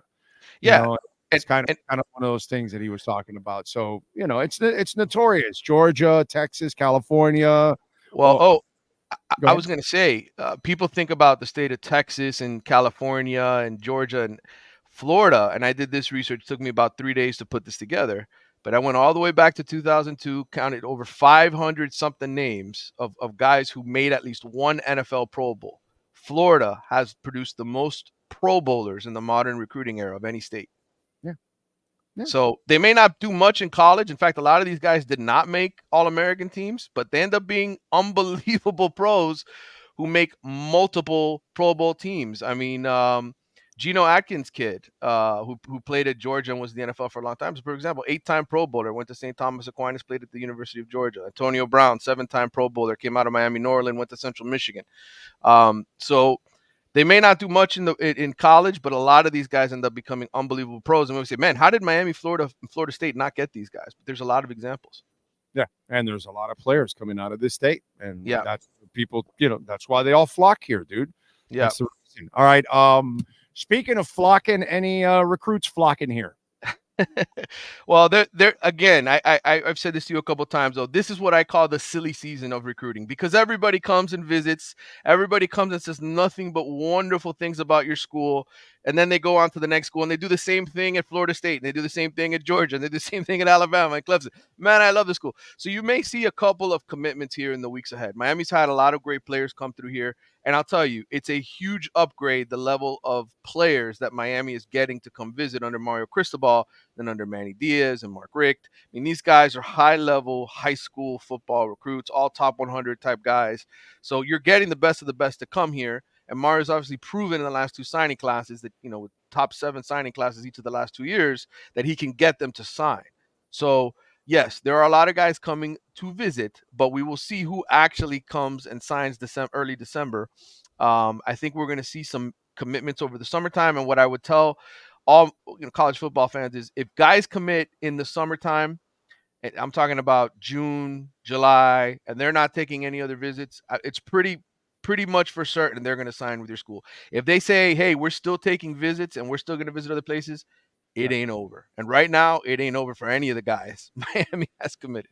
Hey, brother, if I'm one of those kids, I'm taking so many visits. Yep. I'm taking so many freebies. And excuse me, hide the kids there. You want 3, 2, 1. And I'm going to try to get laid in as many campuses as possible. Okay? All right. And that's what these guys try to do. Oh, they know. Exactly. All right. Remember the Anthony Michael Hall movie back in the day, Johnny Be Good? Yeah. I definitely intend on being Johnny Be Bad throughout this entire tour. So I'd be taking tours everywhere, bro, all over the place. Just, hey, man, wine and dine me. Let's go, baby. Let's go. And one thing we got to watch now, that's going to be interesting for the next couple seasons, is what happens with the SEC and Big Ten becoming the Power 2, right? Everybody talks about those 2 conferences have all the money. They have all the TV money.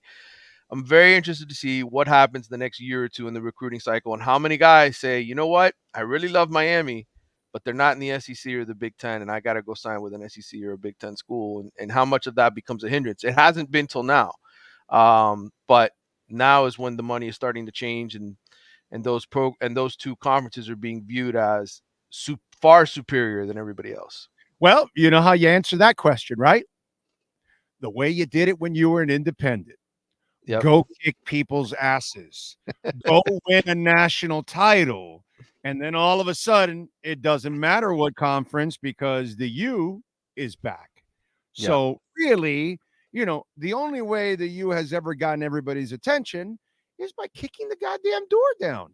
Yep. So that's really the only way you're going to do it. See, you're not going to get help from your conference already. We now know that, right? Okay, so now you're on your own. So even though you're in the ACC, you got to think independently and say, it's time for us to rise from the ashes and become the U again.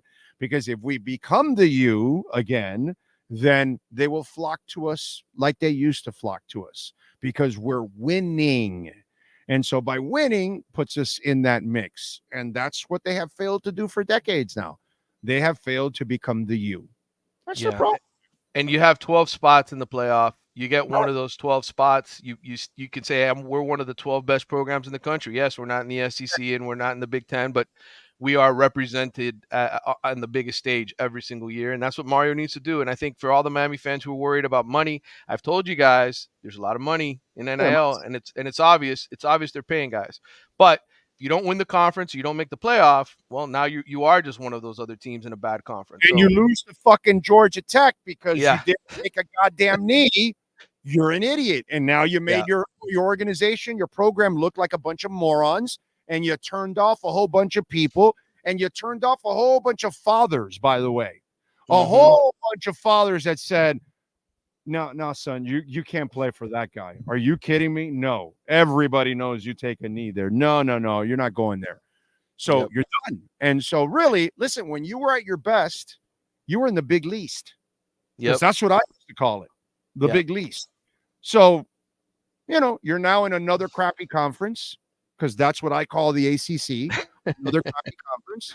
So it's up to you, dude. Coach your ass off.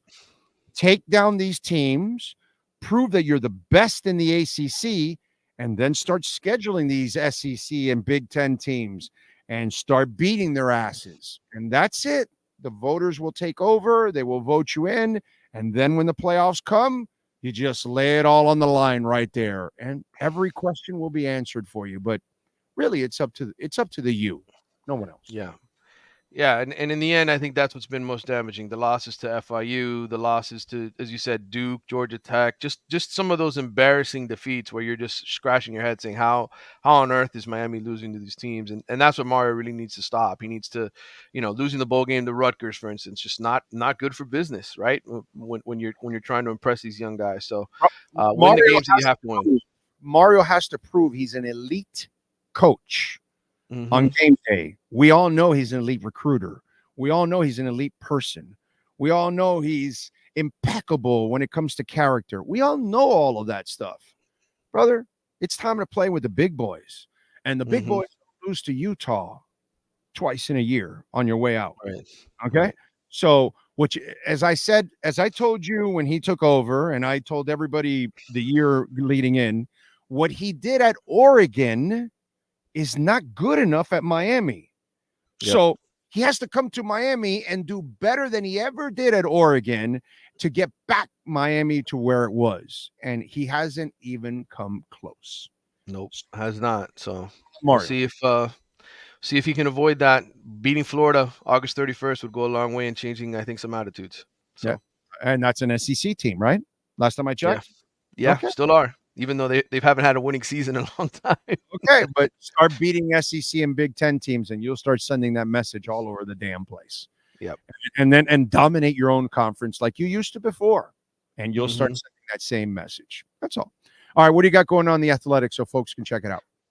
Well, I'm going to have a story just sort of encapsulating everything that we've seen up to the spring. I know everybody publishes 8,000 stories on what's happening at every drum beat of practice. I don't do that at The Athletic. I kind of wait and gather my notes and talk to people who actually watch practice. So that'll be coming out soon. I'm filing that story today, and that'll be in The Athletic sometime before Friday. There you go. Follow him on Twitter and Manny_Navarro. And better yet, subscribe to The Athletic so you can get some great insight. Manny, as always, thank you, my brother. We'll catch up later on the week. All right, brother. Good talking to you. You got it. There you go. The great Manny Navarro. As always, Caneswear. Use our code BIG010. You will get 10% off, whether you go in person or online at caneswear.com. And for those of you that live a little too far from Davie, you can order online. And when you order over $99, you will get free shipping. Caneswear.com.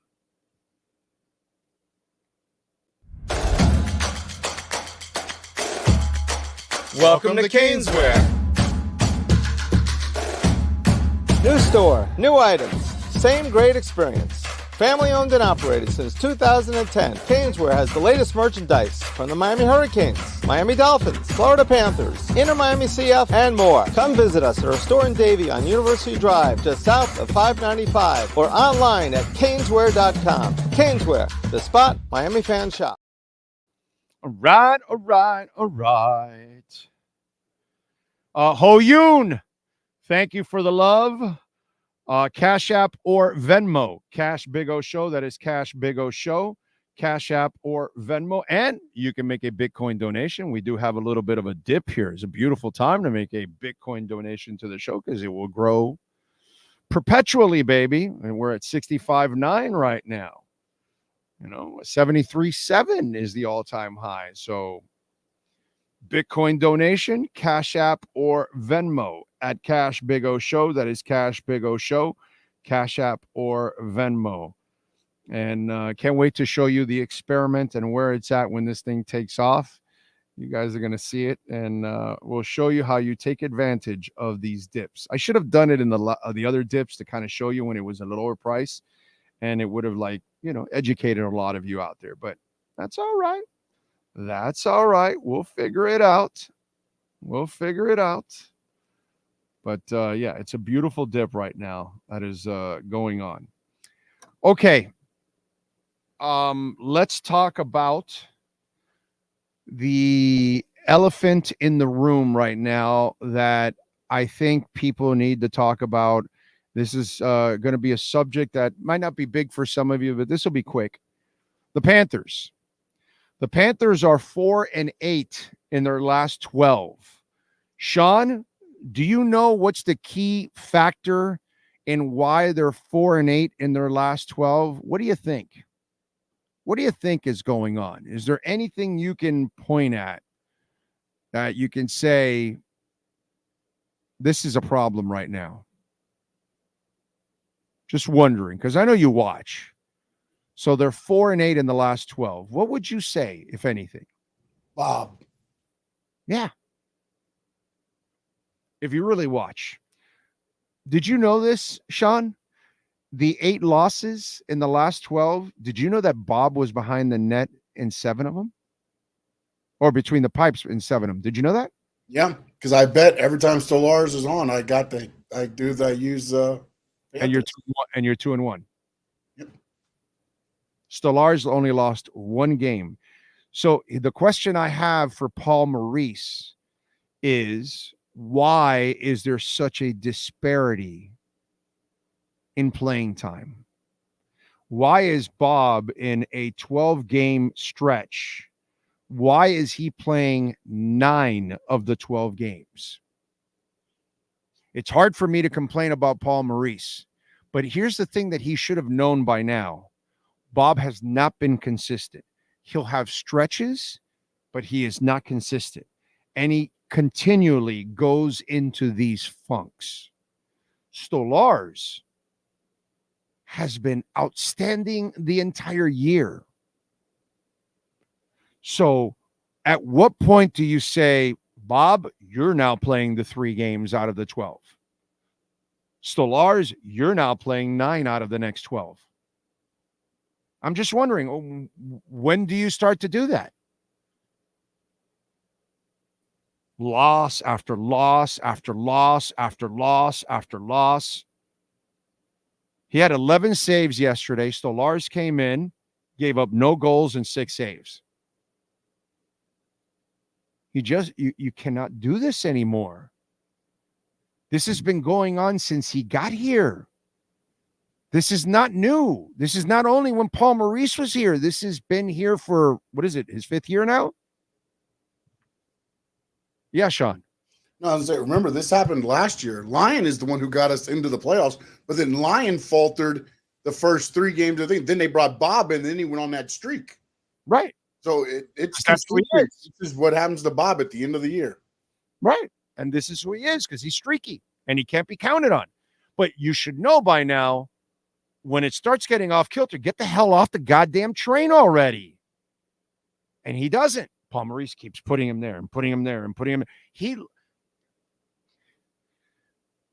Sergei Bobrovsky lost the right to demand anything a few years ago already at this point. So if you feel like benching him, feelings, nothing more than feelings. We worry about Tyler Hero's feelings. No, I don't give a shit about Tyler Hero's feelings. I don't give a shit about Bob's feelings.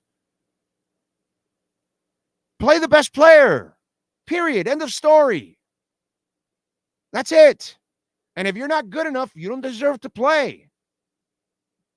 Tyler Hero, if you're not reliable, you don't deserve to play. It's pretty simple. I don't give a shit about your feelings. This is pro sports. We're not talking about Little League or something here. I don't care about your feelings. Jazz Chisholm. Whatever. Whoever it is. It's pro sports, dude. Grow the hell up. Be a professional. Do your damn job. And if you can't, guess what they do in the regular world? They replace your ass. They fire you. So, Paul Maurice, please, let's go, dude. How much more proof do you need? How much more do you want to sink? Hopefully last night was the turning point. But enough already with this shit. All right, give us 1 minute. David Furones, we'll talk a little Miami Dolphins next.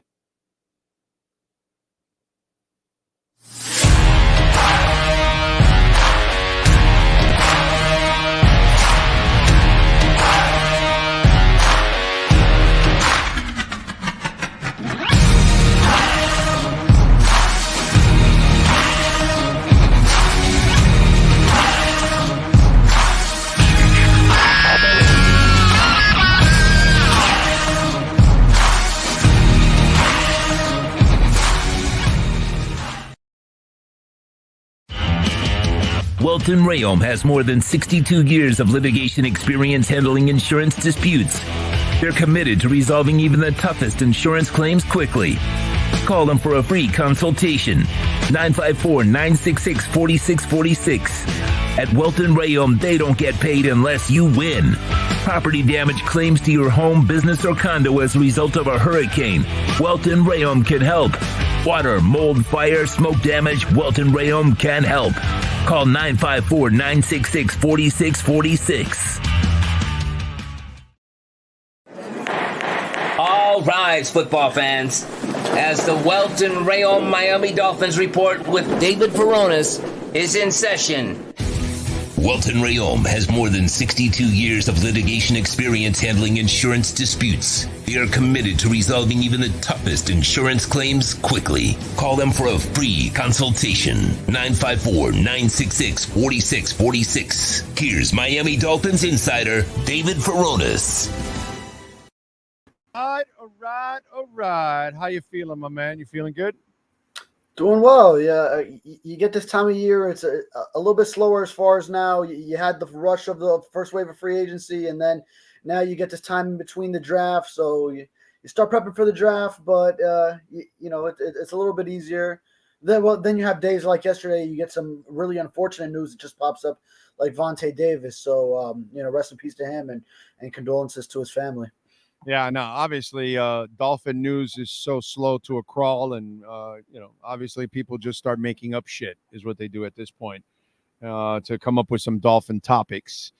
Well, that's draft time in general, right? I mean, like even the Tua year, then everyone was all of a sudden talking about, oh, they're gonna draft a lineman now in the days leading up to the draft, and there was all this shit that's just thrown up by everyone, and then eventually you find out the real once it does go down, and then what everyone was saying before all the bullshit started getting splattered everywhere turns out to be what ends up transpiring.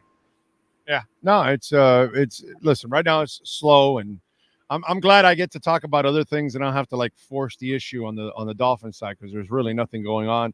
We're not hearing anything on the Odell front.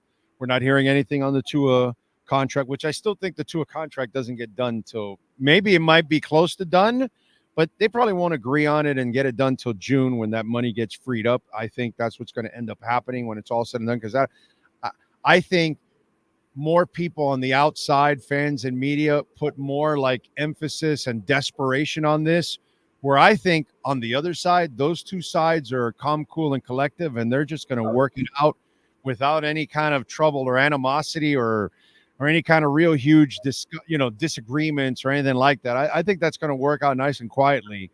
But it's really, like you said, it's really now it's about preparing for the draft, at this point. On the Vontae side, have you heard anything? I'm sure we have to wait for the autopsy, but have you heard anything? No, just the reporting that we've all seen that no foul play is suspected from, according to a police investigating on site. So that's as far as we know right now. Obviously tragic. I mean, at 35 to have this happen, and at his grandmother's house, which we know from his short time in Miami how important his grandmother was to him. So I remember that moment, which was unfortunate that it got exposed to everyone on Hard Knocks when he was traded from the Dolphins, that training camp. That was the first thing on his mind was to talk to his grandmother. That was the one thing he wanted to do was just call his grandmother when he was in Jeff Ireland's office. So obviously a family-oriented guy, and also had a brother in Vernon Davis, who was a two-time Pro Bowler like himself, first-round pick. So very talented family, clearly. Yeah, man. Just a shame. And we've seen these kind of people. I was talking with Manny about that. Vontae was a good dude. He's just not good to himself, and that's kind of sad, because we run into those kind of people. We have family members, friends, acquaintances, co-workers that we know that they're good people, but they make terrible decisions for themselves, and they're not hurting anybody except themselves, and so that's the sad story, right now with Vontae, that you wish somebody could have reached the young man, because 35. Yeah, I didn't get to cover him myself, obviously, because I'm a little bit younger than him, close to him in age. So his time with the Dolphins coincided with my time in college, actually. So, I'm still working my way up, and obviously far from once I got onto the Dolphins beat, which was 3 years ago now. I was a beat guy for the Vontae years. Yeah, right. Yeah, you've been around. I know that. So you really got to know him firsthand. And... I had a weird history with Vontae. Okay. So not with him personally. Like, if you didn't get along with Vontae, you're weird, because he was just happy-go-lucky and he always had a smile on his face. You put Seems like it, from everything I see. Yeah.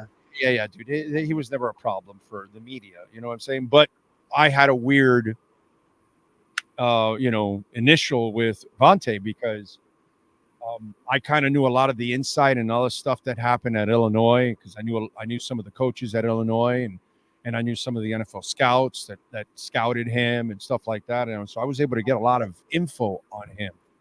And one of the things that think about this, dude. Okay.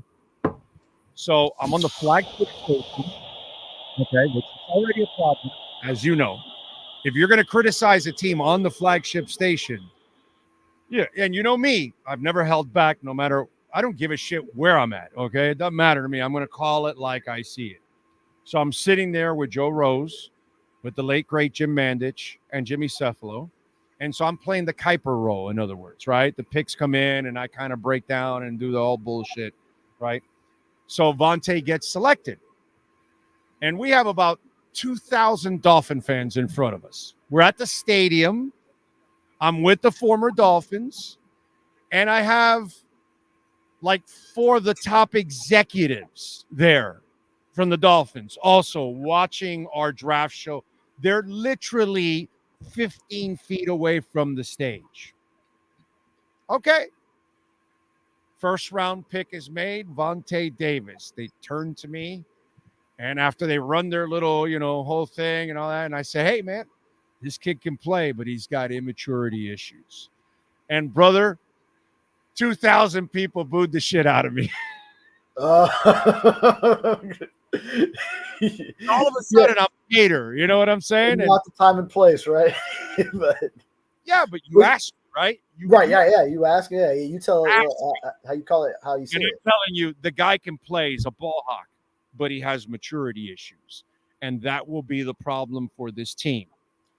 And if you look at his entire history, unfortunately, okay, from coming to practice drunk, where Brandon Marshall has to hit you in the head with a football because you're drunk. Brandon Marshall is correcting Vontae Davis. That's how screwed up and dysfunctional the Dolphins were. That a dysfunctional person is trying to straighten out another dysfunctional person. Anyway, he obviously gets traded. He wants to call his grandmother. He quits in the middle of a game. He, 2 years ago, he got busted DUI, crashing into a man and his daughter, and he was passed out. Maturity has always been a problem. You know what I mean? It proved all the way through. You know why I knew this? Because Vernon Davis gave him $50,000. Vernon got to the NFL before him, got his money from San Francisco, gave him $50,000 his last year there, and the kid was partying his last year. He would tell the coaches, I'm not playing for Saturdays. I'm playing for Sundays. So, I kind of knew a lot of stuff about Vontae and, where he was at, because I know a lot of scouts and coaches and all that, and especially during that time, I was red hot, knowing a lot more. A lot of my people have actually retired. Like a lot of people that I know retired already. I've been at it so freaking long that some of the guys I know now were like quality control, and they were like minor scouts and regional scouts, and now they're big executives. So I lost the guys that were high up, and then I gained some of them as they climbed. You know what I'm saying? So it's just kind of been that way over the years. And so I was always able to get great information on a lot of these draft picks. And Vontae was one of them. And right away I was labeled a hater. It's like, no, dude, I'm telling you, he can play. He can play, but there's, a maturity issue. And unfortunately, bro, that the maturity thing is the thing that burned him throughout his entire career. Yeah, that's unfortunate. And it's surprising at one of those draft events, because just a few years earlier, the whole crowd was flipping over the draft pick of Ted Ginn. Actually, it would have been 2 years before that, right? When Ted Ginn was drafted, there's a famous video clip that fans are up in arms. The funny thing about that was everyone wanted Brady Quinn, and that wouldn't have worked out either. So I'm in the bubble. I'm in the bubble. Right. Broadcasting with Jim Mandich for that draft. And none of us liked the Ted Ginn pick, by the way. We did not, not Mandich, not myself, none of us. I remember watching it live, and I was in high school at the time, thinking, "What?" Right, and Mad Dog. Okay, get ready for this. Mad Dog put on a freaking Notre Dame hat. Oh, he wanted Brady. Okay, most of us wanted Brady at that time. We're like, yeah, that looks like the right pick. We needed a quarterback, whatever, all that. And then there were a couple of other kind of players. I forgot who it was that I was talking about at that moment. Some lineman or D lineman or something. Might have been a DB also, but nobody was talking about Ted Ginn. Nobody was talking about Ted Ginn. And then, Cam Cameron and Randy Mueller make the pick, and you're going to love Ted Ginn and his family. And, we want to turn that thumb right side up because people were like this, and they were booing. Bro, they were booing in that bubble. Booing. I can only imagine. The best part was they weren't booing me. Right. They were on your side there. They were on my side on that time. At that time, they were haters. Like they called me a hater, pretty much. And it's like, I remember that vividly. When Mad Dog put on a Notre Dame hat, I go, oh, my God, this man is putting on a Notre Dame hat. And they named Ted Ginn, and he, puts a hat, and he's pissed, bro. Livid. Everybody. We were all pissed. We were all like, what the hell? It was like the Eddie Moore pick. Like, yo, this is like a special teamer you're getting at what? And Dave Wanstead comes up, well, we needed a special teams linebacker. Brother, you picked that shit in the 5th round, not in the 2nd. Second round pick. Yeah, the 03 draft, right? Yeah, I forgot what year it was, but I was losing my mind because I was screaming for Anquan Bolden. And I wanted Anquan Bolden. When they took Eddie Moore, I lost my freak out. Another one of those drafts. Because at the time, it was such a hater. Such a hater. Maybe it's because I'm really right. Eddie Moore, Anquan Bolden. No Ted Ginn. Vontae Davis. Somehow we're right about this kind of shit. It's like crazy. Yeah, at the time of the Eddie Moore pick, the linebacker core was Zach Thomas in the middle. Did they just get Junior Seau, or it was in the same offseason, right? Wanstead had the balls to say we needed a special teams linebacker. That was the quote. That was the quote. We all lost our shit. In fact, I had a general manager call me later on that evening and say, did he just say they needed a special team? At least dress it up as something else. At least disguise it as, oh boy, we see potential, with an aging linebacker core. We see him as a future option, as a guy that will develop under these guys. That's not what you say. No, it's not. Unfortunately. Yeah, unfortunately. All right, so what are you working on? Maybe we make some more memories now that the Dolphins have another 1st-round pick, and you end up having events like this. Like 2020, it was COVID happening, and 21, I think, still even that draft, it was a lot of event, right? So that was the 2 years where these are the waves coming in now, right? And then you go through the next 2 years. Which, again, that's why I tell people that it'll all balance out because the following 2 years, there are not a lot of draft picks. So whoever you re-sign, it's not going to be crippling. So it's going to allow you to kind of manage the cap in that sense. Now, next year, you get back to a full allotment of picks. Now you can start. Now, over the next couple of years, you need to really hit on picks so you can get back into that cheap cycle of players. You know what I'm saying? So they went 2 years where they hit on picks. And then they went 2 years where they traded those picks away. Now we'll see what they do. Maybe they trade up for Brock Bowers. Oh, well, how far do you need to trade? You've been saying the whole time, Brock Bowers won't even be in range to get to. So now that we're in April, now that we're within a month of the draft, you're feeling differently?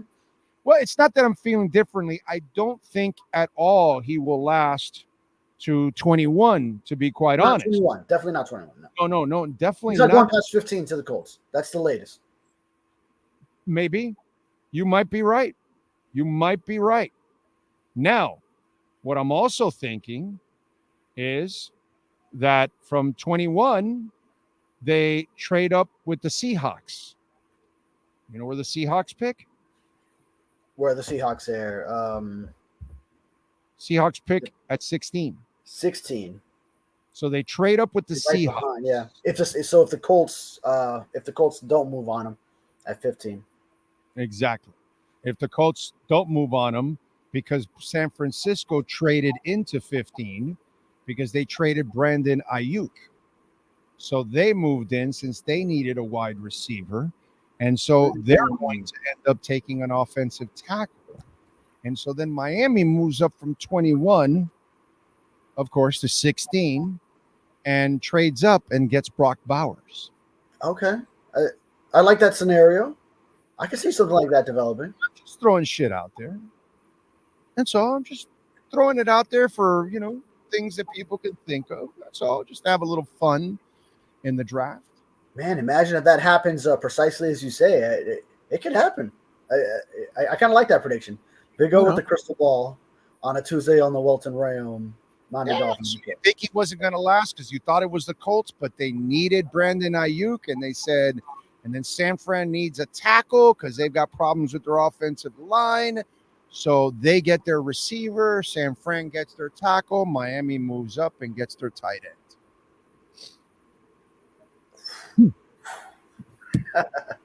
Love it. Just throwing it out there. That's all we do sometimes. We just kind of, darts. That's all. And bullseyes are hit a lot of times. Anyway. I'm in my head trying to figure out a new nickname, combining Nostradamus with Big O, and nothing's clicking for me. Really? Big Ghostradamus.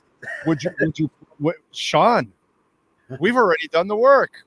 Sean, give it to him, please. The Sportstradamus has spoken. That's right. That's right. It's already done here, dude. Here, don't worry about it. Bring that more on my segments. I love it. We bring it on all our football segments. A couple of years ago, I kept telling all the beat guys, he's getting fired. Well, wait a minute. He's in the middle of a winning streak. You'll see, Brian Flores. Yeah, Brian Flores. So, yeah, it's just one of those things. We just kind of, throw it out there, but just to have a little fun. I'm just, you just kind of look at the draft and look at how things are working out, and you're wondering, well, wait a minute, what's going on with this guy? What's going on with that guy? What does this team need? What does that team need? And, you think about it. Brock Bowers with Jonnu Smith and those receivers. Ooh, doggy. You got your power tight end that can block and catch and do everything. You got your speed tight end and Jonnu Smith. And then you got the two burners on the outside, and then you got the two burners behind the line of scrimmage. Woo! Loving it. What an offense that would be. And when you do these mock drafts, you got to think about how you're saying every team, what they would do. You have to put yourselves in that organization's shoes, because they can't sign Brandon Ayuk. Right. So, like last couple of years, sign Brandon Ayuk. Yeah, they cannot. Right. Last couple of years, I've done mock drafts. I've done mock drafts, and then sometimes I have to steer away from the temptation to not just have things run the way I want them to get to the Dolphins pick and what I would like to see the Dolphins do. You have to really just go team by team, every single pick. What should that organization do if I am them? And then also, if you're considering trades, which you have to if you're going to put out a legit mock draft, then yeah, you have to think, okay, what if another team can move into this position? You have to think of all these sort of different permutations that could occur, and that's how you arrive at your pick. So yeah, sometimes those weird things like that could play out, even though it doesn't seem likely on the surface. But then once you start to think about it from every team's perspective, something like that could happen. Wide receiving corps for the Colts: Michael Pittman Jr., Alex Pierce, Josh Downs, DJ Montgomery, Ashton Doolin, Ethan Farina, Jawan Winfrey, Terrell Bynum, Tyree Cleveland. You recognize anybody except one guy? Michael Pittman. So you think about it. You have Anthony Richardson, a young quarterback that needs guidance and needs to improve his accuracy. You have a veteran in Joe Flacco. You go acquire Brandon Ayuk, opposite of Michael Pittman Jr. It makes a lot of sense. You're not going to get a Brandon Ayuk at that point in the draft. So you got a seasoned receiver ready to go, and you can pay him because the Colts don't have a lot of people to pay. So it's different. The Niners have to pay a whole bunch of people, and it's kind of like what our Dolphin fans are figuring out now. You can't pay everybody.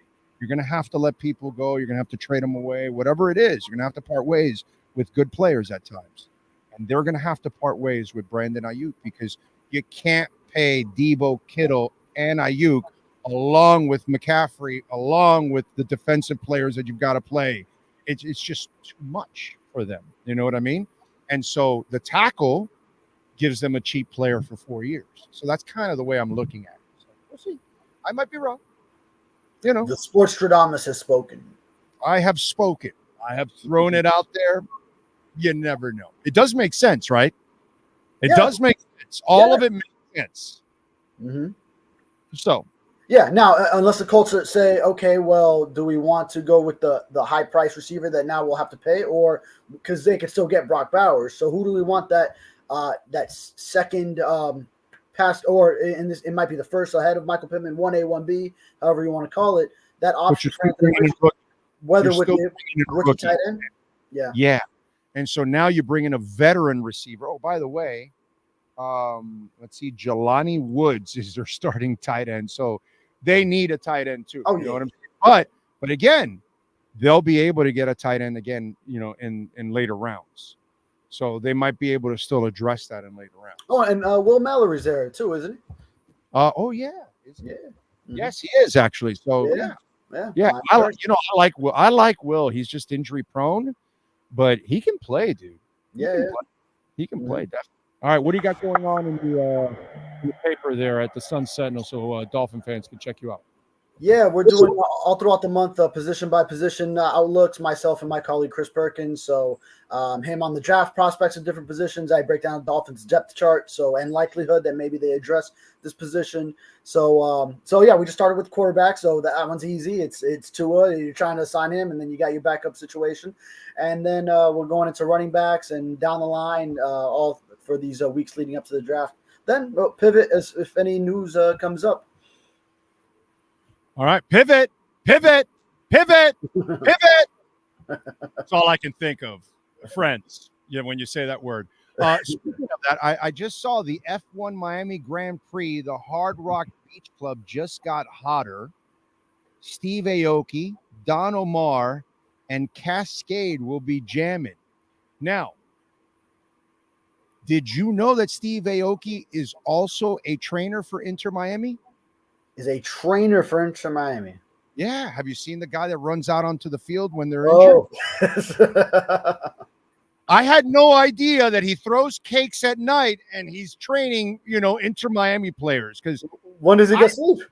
That's a Steve Aoki clone if I've ever seen a Steve Aoki clone.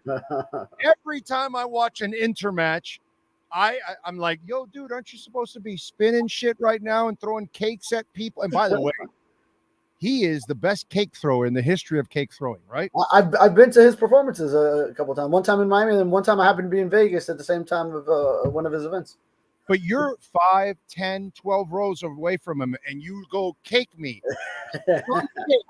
Hits you right in the face with the cake. He doesn't miss. He's awesome with that cake. Okay, and the accuracy, the anticipation, jeez, off the charts. There's a reason. Maybe he's also teaching the Inter players how to pass or something. He certainly is. No, but seriously, when you watch an Inter game, tell me that's not Steve Aoki coming out, check the players, put the little spray on them, and all that kind of stuff. So I just saw that now for the Grand Prix in Miami, and I'm like, I forgot to mention to people that Steve Aoki is also a trainer for Inter Miami. So, yeah. Anyway, all right. Follow him on Twitter at David Furones _. Catch his exceptional work, of course, at the South Florida Sun Sentinel. As always, my brother, thank you. We will catch up on Friday. Yes, sir. Sounds good. You got it. There you go. The great one, David Furones. We appreciate him as always. And don't forget our friends at Welt and Realm. Yes, sir. I know Jeff is buying this dip as we speak right now. Talk to Jeff, Daniel Realm, 954-966-4646. They handle the biggest cases out there. They handle cases with just one client or a couple hundred clients. I've seen it all. And they are just amazing. And when we had problems with Progressive, they crushed Progressive. Please don't do what I did and my wife, that we first called the insurance company after somebody ran into the wall of our house. No, that's the dumbest thing you do. The best thing you do is call Welton Rayom, and they have their own adjusters. So they send them to your crash site, your damage at home, condo, whatever, and then they make everything up. And then they will call the insurance company, and then they will send their adjusters, and then it's on, baby. Because, see, the insurance companies, once they know they're talking to you and me, they know we don't know all the laws and loopholes. So they can take advantage of us. But if a lawyer calls them right from the get-go, oh, baby, they're on their P's and Q's right from the get-go. And if not, they might just get fired. Because that's what Welton Rayom did to the guy that was mishandling our case. He got fired by Progressive. That's how good Welton Rayom is. Please call Jeff Welt. The consultation's completely free. 954-966-4646. Bankruptcy, homeowner property damage, personal injury, commercial litigation, business owner claims, commercial, criminal defense, condo damage. Welt and Rayom. 954-966-4646. This has been another session of the Welton Rayom Miami Dolphins Report with David Furones. At Welton Rayom, they don't get paid unless you win. They handle complex personal injury claims caused by the fault of another in both state and federal courts. They handle auto, trucking, motorcycle slip and fall, and bicycle accidents. Call 954-966-4646. Welton Rayom can help. All right. Thank you all out there, as always, for supporting us.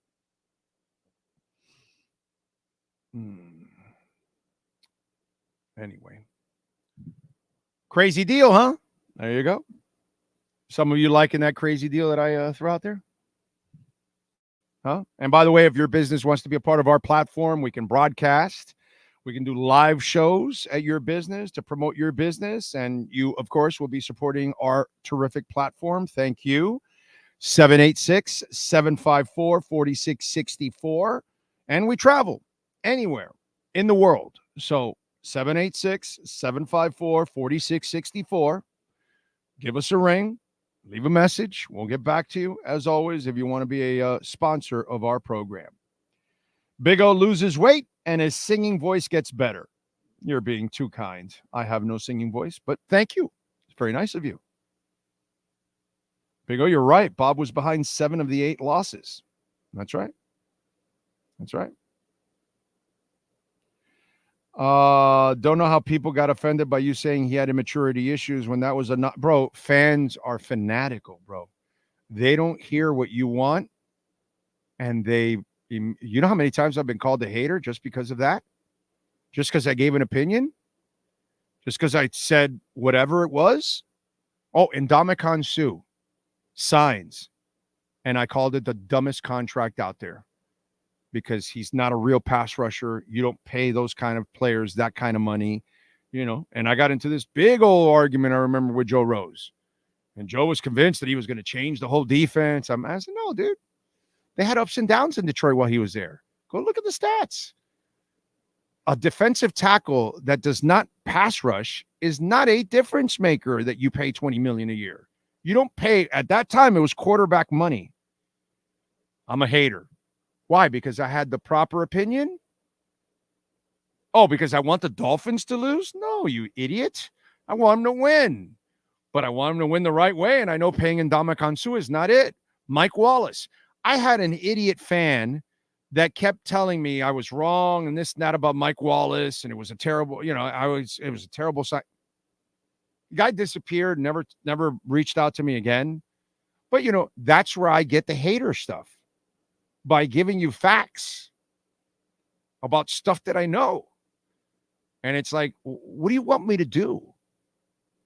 And now it's the opposite, dude. Now I'm a homer because I love the direction this Dolphins team is going in, because I love this front office, because I do like Mike McDaniel. Now, he needs to grow up. He needs to mature. He makes a lot of bad decisions, but I outside of Shula, he's my second favorite coach that I think has the potential to be a real coach. Is he there yet? No. Does that make me a hater? That I'm unhappy with his decisions on game day? No. I want what's best for the Dolphins, but the fanatic doesn't understand that one way or the other. Like some moron on Twitter. Oh, he's a company guy now. Brother, I don't work for them. I wasn't a company guy when I was on the flagship station. I wasn't a company guy when I'm standing doing a show inside the Dolphin facility.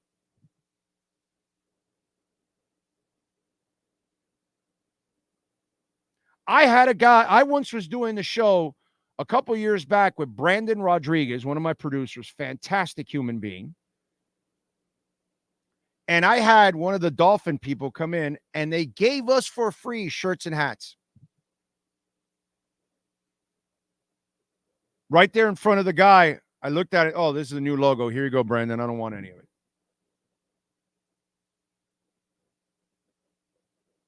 But I'm a homer or a hater. It can't be just like I'm right down the middle. And by the way, when you look at this, like, how in the world could I ever have hate? Any media member do this? No. It says, because fans, on average, you're silly. You're unreasonable. You know? You don't really hang with logic. It's all passion. It's all emotion. You know? So I never win. I will never win. That's why I don't care. That's why I don't care about making people happy. I'm not worried about it because I'll never make them happy. I'll never make you happy. Whether you're a homer or a hater, whether you're red or blue, I'm not going to make you happy. Just not going to do it. It's not going to happen. And I'm not going to try. And I'm not going to lose sleep over it at all. I'll just be myself. You accept it or you don't. And that's it. That's all. But yeah, I get killed no matter what. And I know it. So that's fine. We'll live with it. Tyreek Hill's hands are only slightly better than Ted Ginn's. If Brock Bowers is striking distance up at 15 or 16, you have to consider trading up for him. And I saw there's options there, opportunities for them to move up. Jamie Zorria is out in Pacific Grove, California, vacationing with the family. He's hoping everybody has a great week. Remember to smash the like button and fins up everybody. And remember, oh, by the way, Ho Yoon, thank you for the love on the super chat. You can make a donation, Cash App or Venmo at Cash Big O Show. That is Cash Big O Show, Cash App or Venmo. Thank you, Ho Yoon. Yeah, Biden and Trump is your generation. Enough said. Yeah, boy, two freaking losers. Let's see. Big O here at La Casa de La Habano, smoking a Partagas, watching you on YouTube. Partagas. I'm brain farting now. God, I've heard that. I've heard that cigar before. And I'm brain farting now. I hope that crazy deal actually happens. We won't have to worry about the tight end position for a while. Yeah, all right. Jay Gelford reminds everybody to smash the like button. Brett Dodger in. Oh, what grade would you give Ross in his 15 years as owner? I would go B+. Because he does everything except find the right people to run the organization. He does everything at a first-class fashion. I think he has found it. So I think this B+ will become an A+ in another year or two here with Greer and McDaniel. I really believe that. But that's the only thing that's escaping him from an A. Look at the stadium where it's at now compared to when he bought it. He saved the tennis tournament. He brought in an F1 race. He created a brand new practice facility. Stephen Ross has been a great custodian here in our community, bro. And so for that alone, I have to give him a B+. Once he starts winning with the Dolphins, he'll get his A because the passion is there. He wants to win. It's not like I really want Stephen Ross to go anywhere. It's kind of screwed up. I get it. Because it's not easy, dude. Look at Detroit and look at, Cleveland and Many other franchises have been trying to win for a lot longer than even Miami. And it's not easy. And I get it. It's frustrating when we watch others have success. But I'm not going to sit here and treat him like, Bruce Sherman. Okay? Or Viner with the Panthers. That's an old owner. Or Loria or something. You know what I mean? This guy gives a shit. This guy spends. This guy has made everything better for us. It's just the winning part. And that's obviously the most important part. And that's where you get your A. And we can't give him the A because he hasn't gotten over that threshold yet. So hopefully Chris Greer, Marvin Allen, Reggie McKenzie, and Mike McDaniel can get over that hump, and then he'll get that A because he finally got the right football people in place. Because that's all that's left for him. Everything else he does at an elite level. It just is. People are afraid to hear the truth. Yes, they are, dude. 67. Yes, they are. Big O, is it true Vontae Davis and Brandon Marshall? Yeah, I already talked about that. Vontae came to practice drunk, and and Brandon Marshall scolded him by throwing a football and hitting him over the head. But it was a dysfunctional person trying to correct another dysfunctional person, which is a completely dysfunctional situation. Okay? Zach Thomas is the one that's supposed to go correct both of them. Or a Jason Taylor, or a Tim Bowens, or a Dan Marino, or a Jay Fiedler, or somebody of quality. You know what I'm saying? You understand? Guys that we've had in that locker room that are quality human beings, Sam Madison, Pat Surtain, these people that are like pros. Those are the people that need to call out Vontae Davis and Brandon Marshall. But yeah, it was a funny, sad scene. Because it's funny because it's one dysfunctional person who doesn't have his shit straight trying to correct another person that doesn't have his shit straight, which makes no sense. So yeah, it is true. And he threw a football at his head. He hit him in the head with a football because he came to practice drunk. And as I've speculated here on the show, unfortunately, I know it's not good to speculate, but I'm doing it anyway. Vontae always had an alcohol issue throughout his life. I would not be surprised if that's what was the demon that, cost him dearly. You know what I'm saying? So that's kind of the way I would look at it. So yes, Devin, it is true, my man. Big O, who you picking at 21? I don't know yet, bro. I don't know who's available. So we got to get there, But I want a lineman or a pass rusher. Put it that way. That's what I want. Give me the Alabama kid, the J.C. Latham kid. Give me the Troy Fautanu, whatever, from Washington. Give me Latu from UCLA or something. Give me a pass rusher. Jared Verse. I don't know. Does Jared Verse fit? I got to ask people if he fits. But, something. I want a lineman. Okay? At 21. I want a pass rusher. I want a tackle guard at least, but at least I want to tackle because I got a plan for Teron Armstead. So that's what I want at 21. He's worth $10 billion. So OFC, he could buy the Marlins, but he's too invested in the Dolphins. He's not buying the Marlins. He has no interest in buying the Marlins. He could not buy the Marlins because he has no interest in buying the Marlins.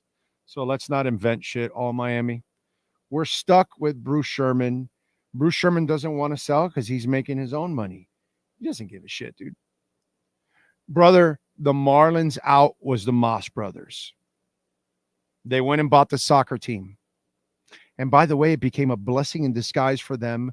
They'll make more money in the long run with the soccer team because the soccer team will grow in value a hell of a lot more than the baseball team. Baseball team, you're going to pay $1 billion. When's it going to get to $2 billion? When?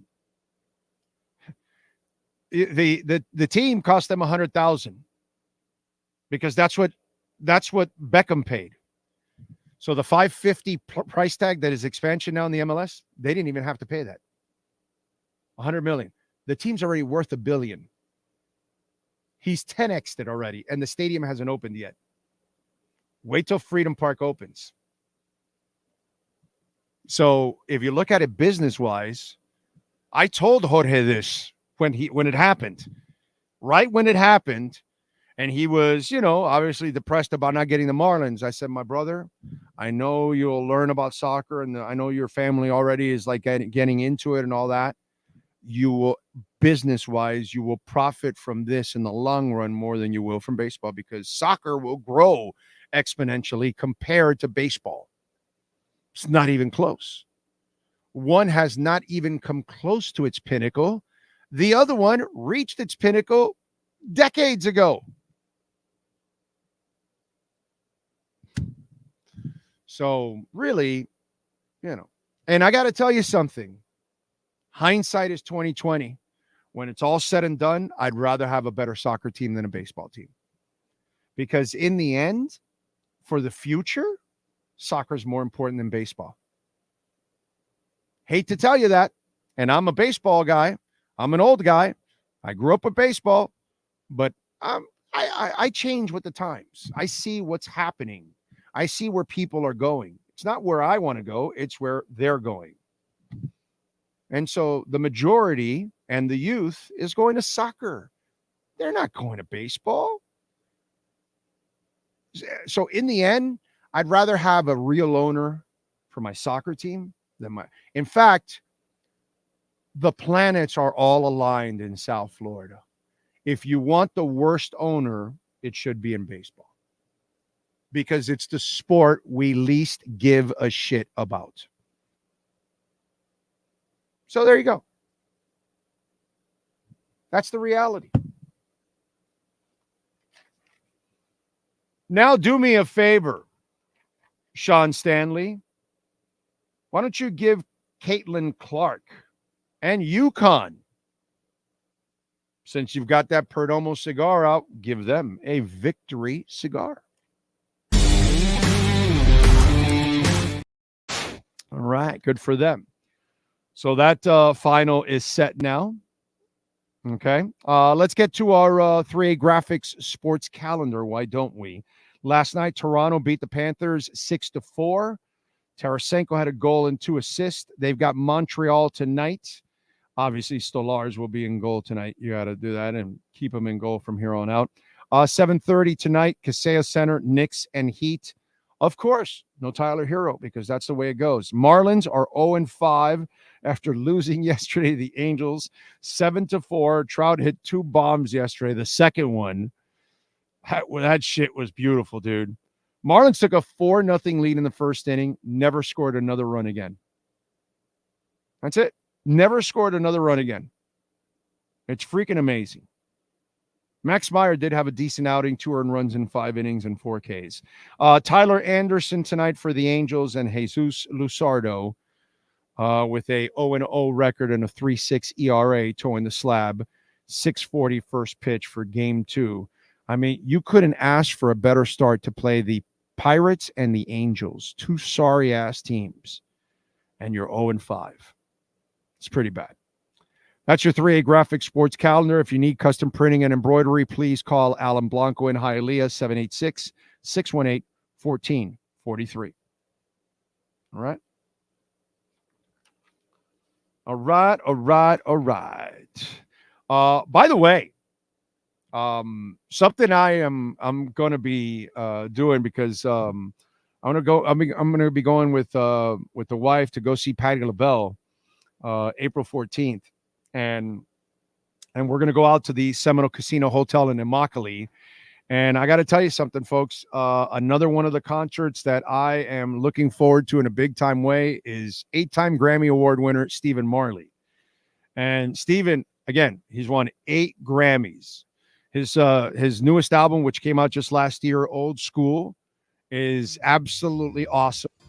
And, it's going to be a great set. If you haven't been, for those of you that are in that area, as a Belle Glade kid, okay, born in Belle Glade, as I'm a real South Floridian, we're a rarity in today's world, born and raised here in South Florida, the Immokalee Seminole Casino Hotel at 506 South 1st Street, there in Immokalee. Go check it out. Stephen Marley. By the way, special guest, Inner Circle.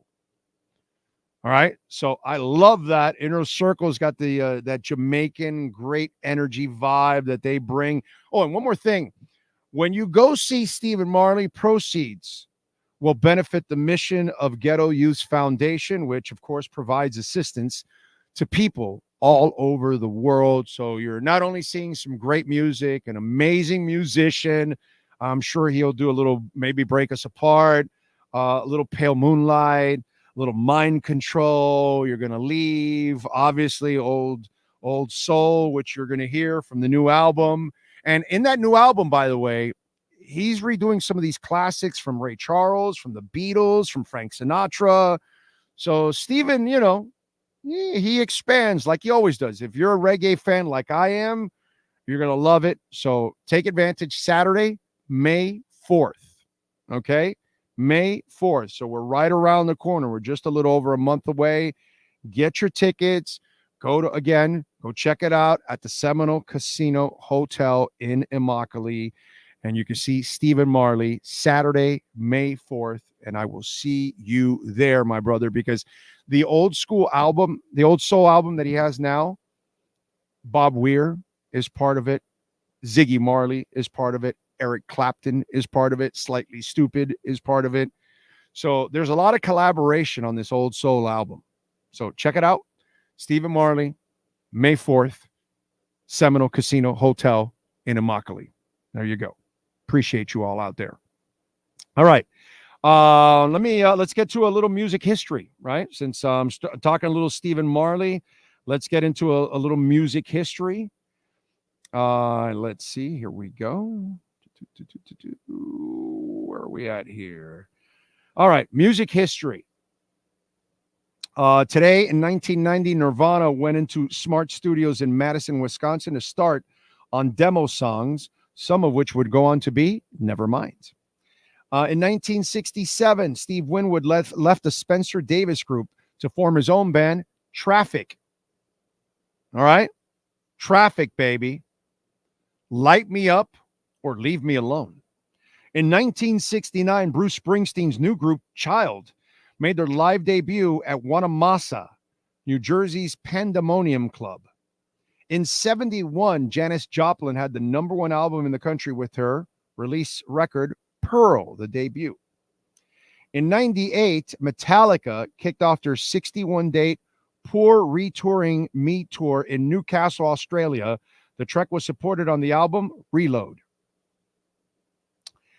In 77, Fleetwood Mac had the number one album in the country with Rumors. Man, what an album that is.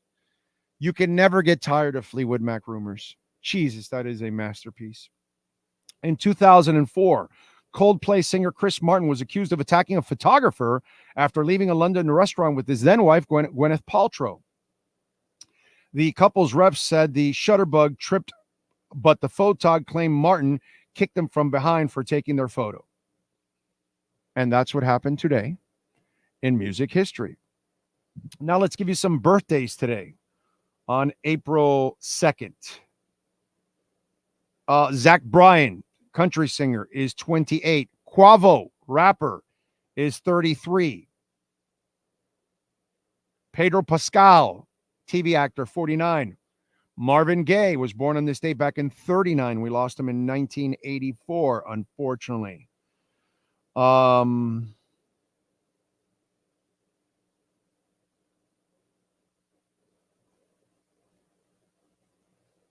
Rosalind Sanchez, actress. She is 51.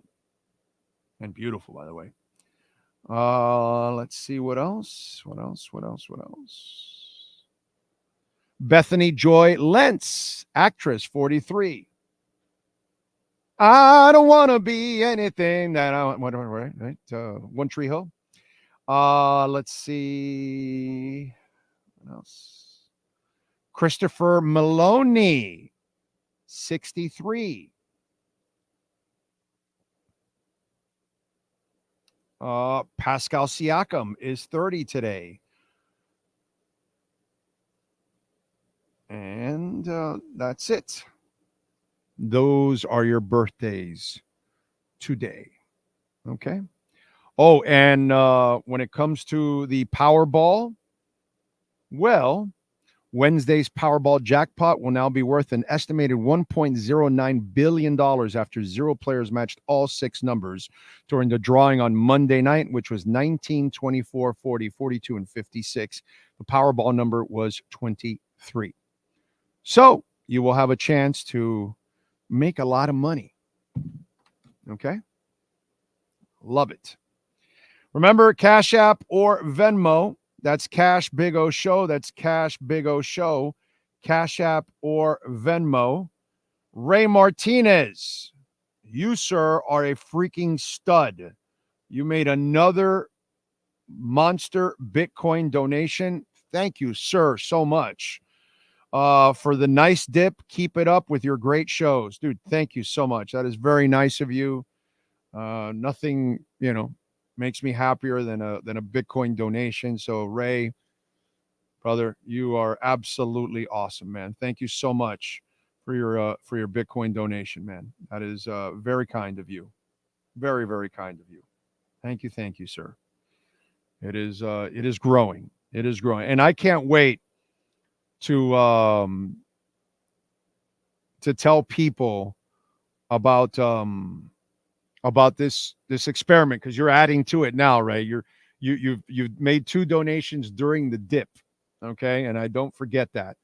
And then I've added my own 2 along the way during this dip. I can't wait to show you when this thing takes off.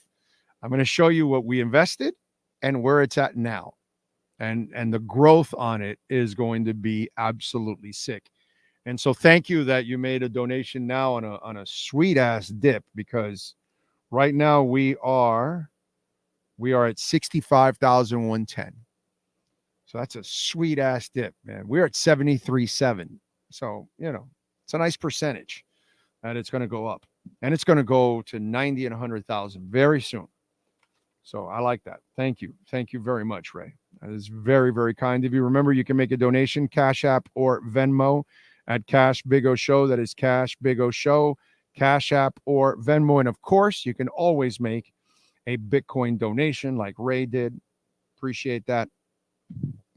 Oh, are you going to be coming on live for the draft when the Dolphins are about to pick? Yes, I will be on live probably about a pick or 2 before our pick to kind of explain stuff, because, there might be stuff going on right before, or if there is a trade in the teens that they move up, I will then chime in, obviously. And if the trade happens, you're really going to freak out if the trade happens, right? Right? If the trade happens, you'll really freak out. What do you think, Sean?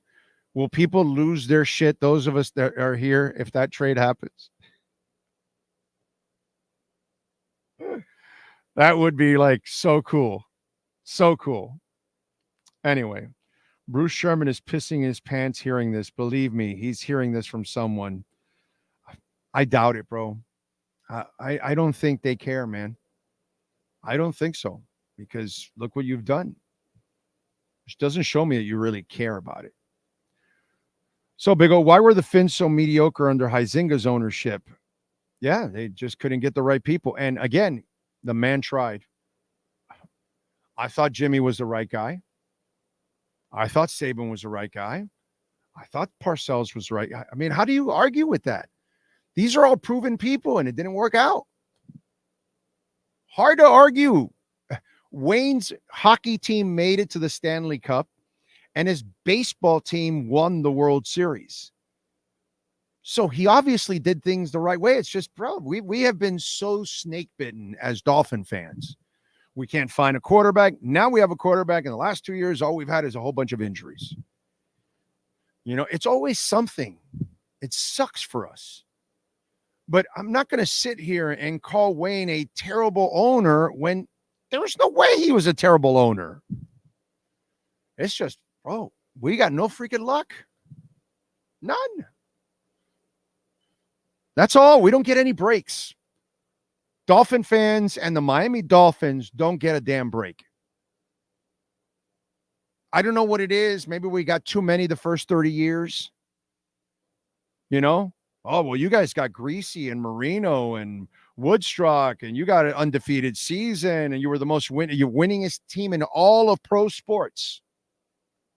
Let me repeat that.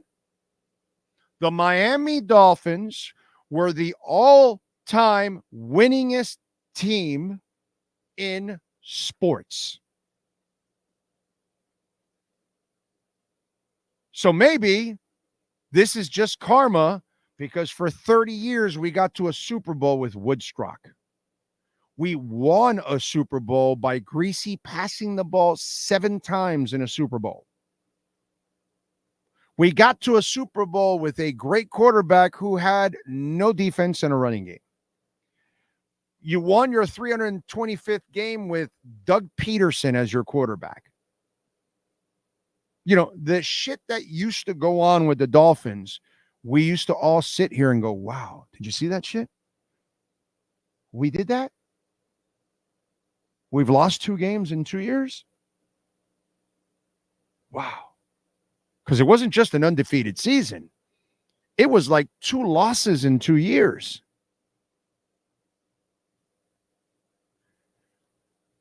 And since I've been around for a while, I almost feel like you had everything going your way for 3 decades. So now, like the football god said, no soup for you for the next 3 decades. And sure enough, that's kind of what it's been. And maybe now is when we're coming out of it. It's the weirdest shit, dude. You know, we had a pretty damn good team in the early 90s. And guess what happened? The Buffalo Bills. It's a pretty damn good team in the 90s, early 90s. I like those Dolphin teams. But the Bills teams were much better. They were complete. We have had no effing luck. So there's no way I could ever pick on Wayne Huizenga. Rest in peace, sir. You know, he did his best. And just like Stephen Ross, they're doing their best. They're trying, dude. They're trying. It's better than our baseball team, who does not try at all to win. So I'm going to be grateful for Wayne Huizenga, and I'll be grateful for Stephen Ross. Okay. Inner Circle, Bad Boys. What you gonna do? What you gonna do when they come for you? You are correct. Inner Circle's awesome. I've seen Inner Circle in concert. So it'll be fun to see him before Stephen Marley. So if you're going to go out to Immokalee, I will catch you there. Okay? I'm going to go out with the wife. My wife loves reggae and she loves ska. So that's kind of 2 of her grooving musics. So we'll be jamming. We'll be jamming. We'll be jamming. We'll be moving, man. Moving. Remember what I tell you about dancing? Learn how to dance. Learn how to move. It is foreplay. Ladies love men who dance. Anyway, I wish I could have seen his father, Bob Marley. Oh, God, we all do, bro. Are you kidding me? The God? The amazing part, Devin, is no one's come close. We've had some pretty good ones. The Marley Brothers, Peter Tosh. You know, we've had some pretty damn good ones, but like, we haven't had another monster like that. The guy that crosses over and reaches everyone. We haven't had that guy again in reggae. That's how special Bob was. That's where Bob just was at another level. Bob is Eric Clapton. He's the Beatles. He's all of that. He's the elite of the elite. Because he made music that will live forever. And every generation loves Bob Marley music. One way or another, you're going to love a Bob Marley song. One way or another. Unless you're just like this sourpuss that doesn't like music at all. But if you like music, there's a Bob Marley song that you like. Nothing like that man. Jesus, that man is powerful. What a shame. Wish we would have had him old to 100. And we would, and guess what? You and I would have been able to see him then. So yeah, sucks, Devin. Sucks. Big O. suppose the Dolphins in round 1 can get a wide receiver, neighbors from LSU. That would allow them to move from the Cheetah and a salary. Nobody is trading for the Cheetah at all. Nobody. You're not going to get any value for him, and you're going to take in a monster cap hit. Next year, you will move on from the Cheetah. Okay? Oh, why don't we all go to walk-ons for the draft for one night? Because they're not paying me. So, I don't work for free, bro. So I now I can walk. Maybe I can try to sell now the draft. I haven't been able to get out for 2 months. I have not been able to go out. I can now, limp, not walk. I'm driving and limping. But now I'm going to go out and see if I can get a place for us to do the draft. I'll see if I can find a bar somewhere here in South Florida, Dade, Broward, or Palm Beach counties. And if you happen to know one, by the way, I'm sure we'll get a bunch of people to go to it and have some fun. You know what I'm saying? But I will do my best now to try to get a spot. And then Sean and I can do the whole first round. We could actually do the first 2 nights, Thursday and Friday, if we can go to a bar. But if not, I will pop on right before the pick and kind of walk you guys through everything else there. It's kind of what I'll do. But outside of that, I'm not going to invest all tons of hours if I'm not being paid. So, we need to get sponsorship for that. Okay. So, that's kind of the way I roll, so there you go. Pat in Nashville says, saw Ziggy Marley open for Midnight Oil. Never seen so many people on a stage. How do we sleep while our beds are burning? That's a tall dude also, right? He's like 6'5", the lead singer of Midnight Oil. It's a good song. They were a good band. They had a few hits. They had their moment in the sun. The Aussies, right? I think they were an Aussie band, if I'm correct. Where is Bitcoin right now? 65,387. By the way, I saw this story where a former rival, expects LeBron to retire by 2025. And I saw where LeBron, they were asking him about, how much time does he have left? And he doesn't figure. He says, not much time.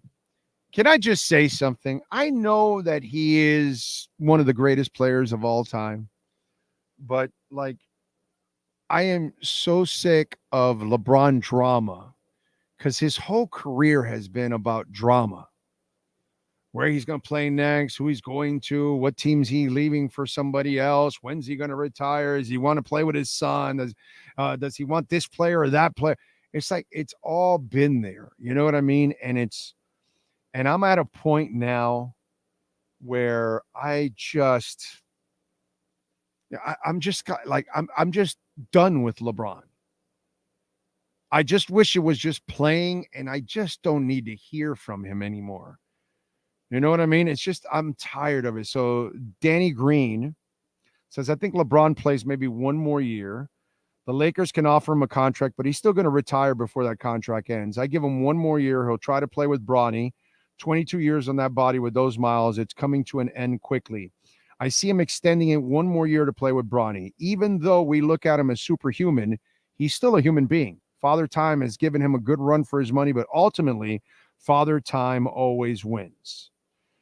We've seen it with Kobe, Vince, Dirk. We've seen it with guys become a shell of themselves. He may not become a shell of himself, but I don't see him wanting to be that at this point in his career. So you do want to avoid being the shell of yourself because that's what Willie Mays was. That's what Joe Namath was. Many, Sugar Ray Leonard, Muhammad Ali. I could just go on and on and on. And, you keep playing and you're, what's that hockey player now that he's been playing in Russia and he was a Pittsburgh Penguin. He was here with us. What's his name now that I'm brain farting? Jesus Christ. Come on, man. Somebody help me out here. So what's his name? Man, come on. Somebody help me out. And he's a shell of what he used to be. You know, he was one of the most dominant forces that the NHL ever knew. And he's a shell of, now he's fine with that. But most great players are not fine being a shell of, like at the end of Marino's career with the bone spurs, he didn't have the arm. He just wasn't Danny anymore. You know? You don't want to do that. But I'm just tired of it already. I'm just tired of the whole thing already. Really, really tired of the LeBron story. Just play and leave, bro. Just play and leave. Don't need to hear anything else. Yes, sir. Was it Pavel Bure you're thinking of? No. The guy from the Penguins, the long hair, black hair, the guy that was, he played here when he was like 45, bro. He's like 50 something now, and he's still playing. He's still playing. What's his name, bro? Come on. Somebody help me out.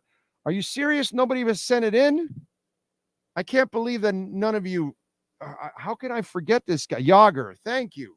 Yammer Yager. Thank you. Jesus Christ, Drago. Thank you. Yammer Yager. He's a shell of what he's been for over a decade.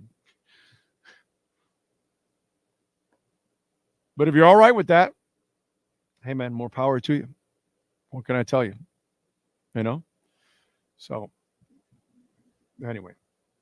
We thank Ira Winderman. We thank David Furones and Manny Navarro. We thank Sean Stanley, the man, the myth, the legend that drives this program and masters the platform every single day. Tomorrow we'll be at the Youth Fair. So we'll be on in the afternoon, around 4 o'clock, right when they open. We start the show. So it's a later show tomorrow. So don't be freaking out. Oh, he's late and this and that. No, we got a road show tomorrow, and we're in the Youth Fair. And I get to limp over to wherever we're at. So we shall see you tomorrow at 4 p.m. Same time, same place, same bat channel.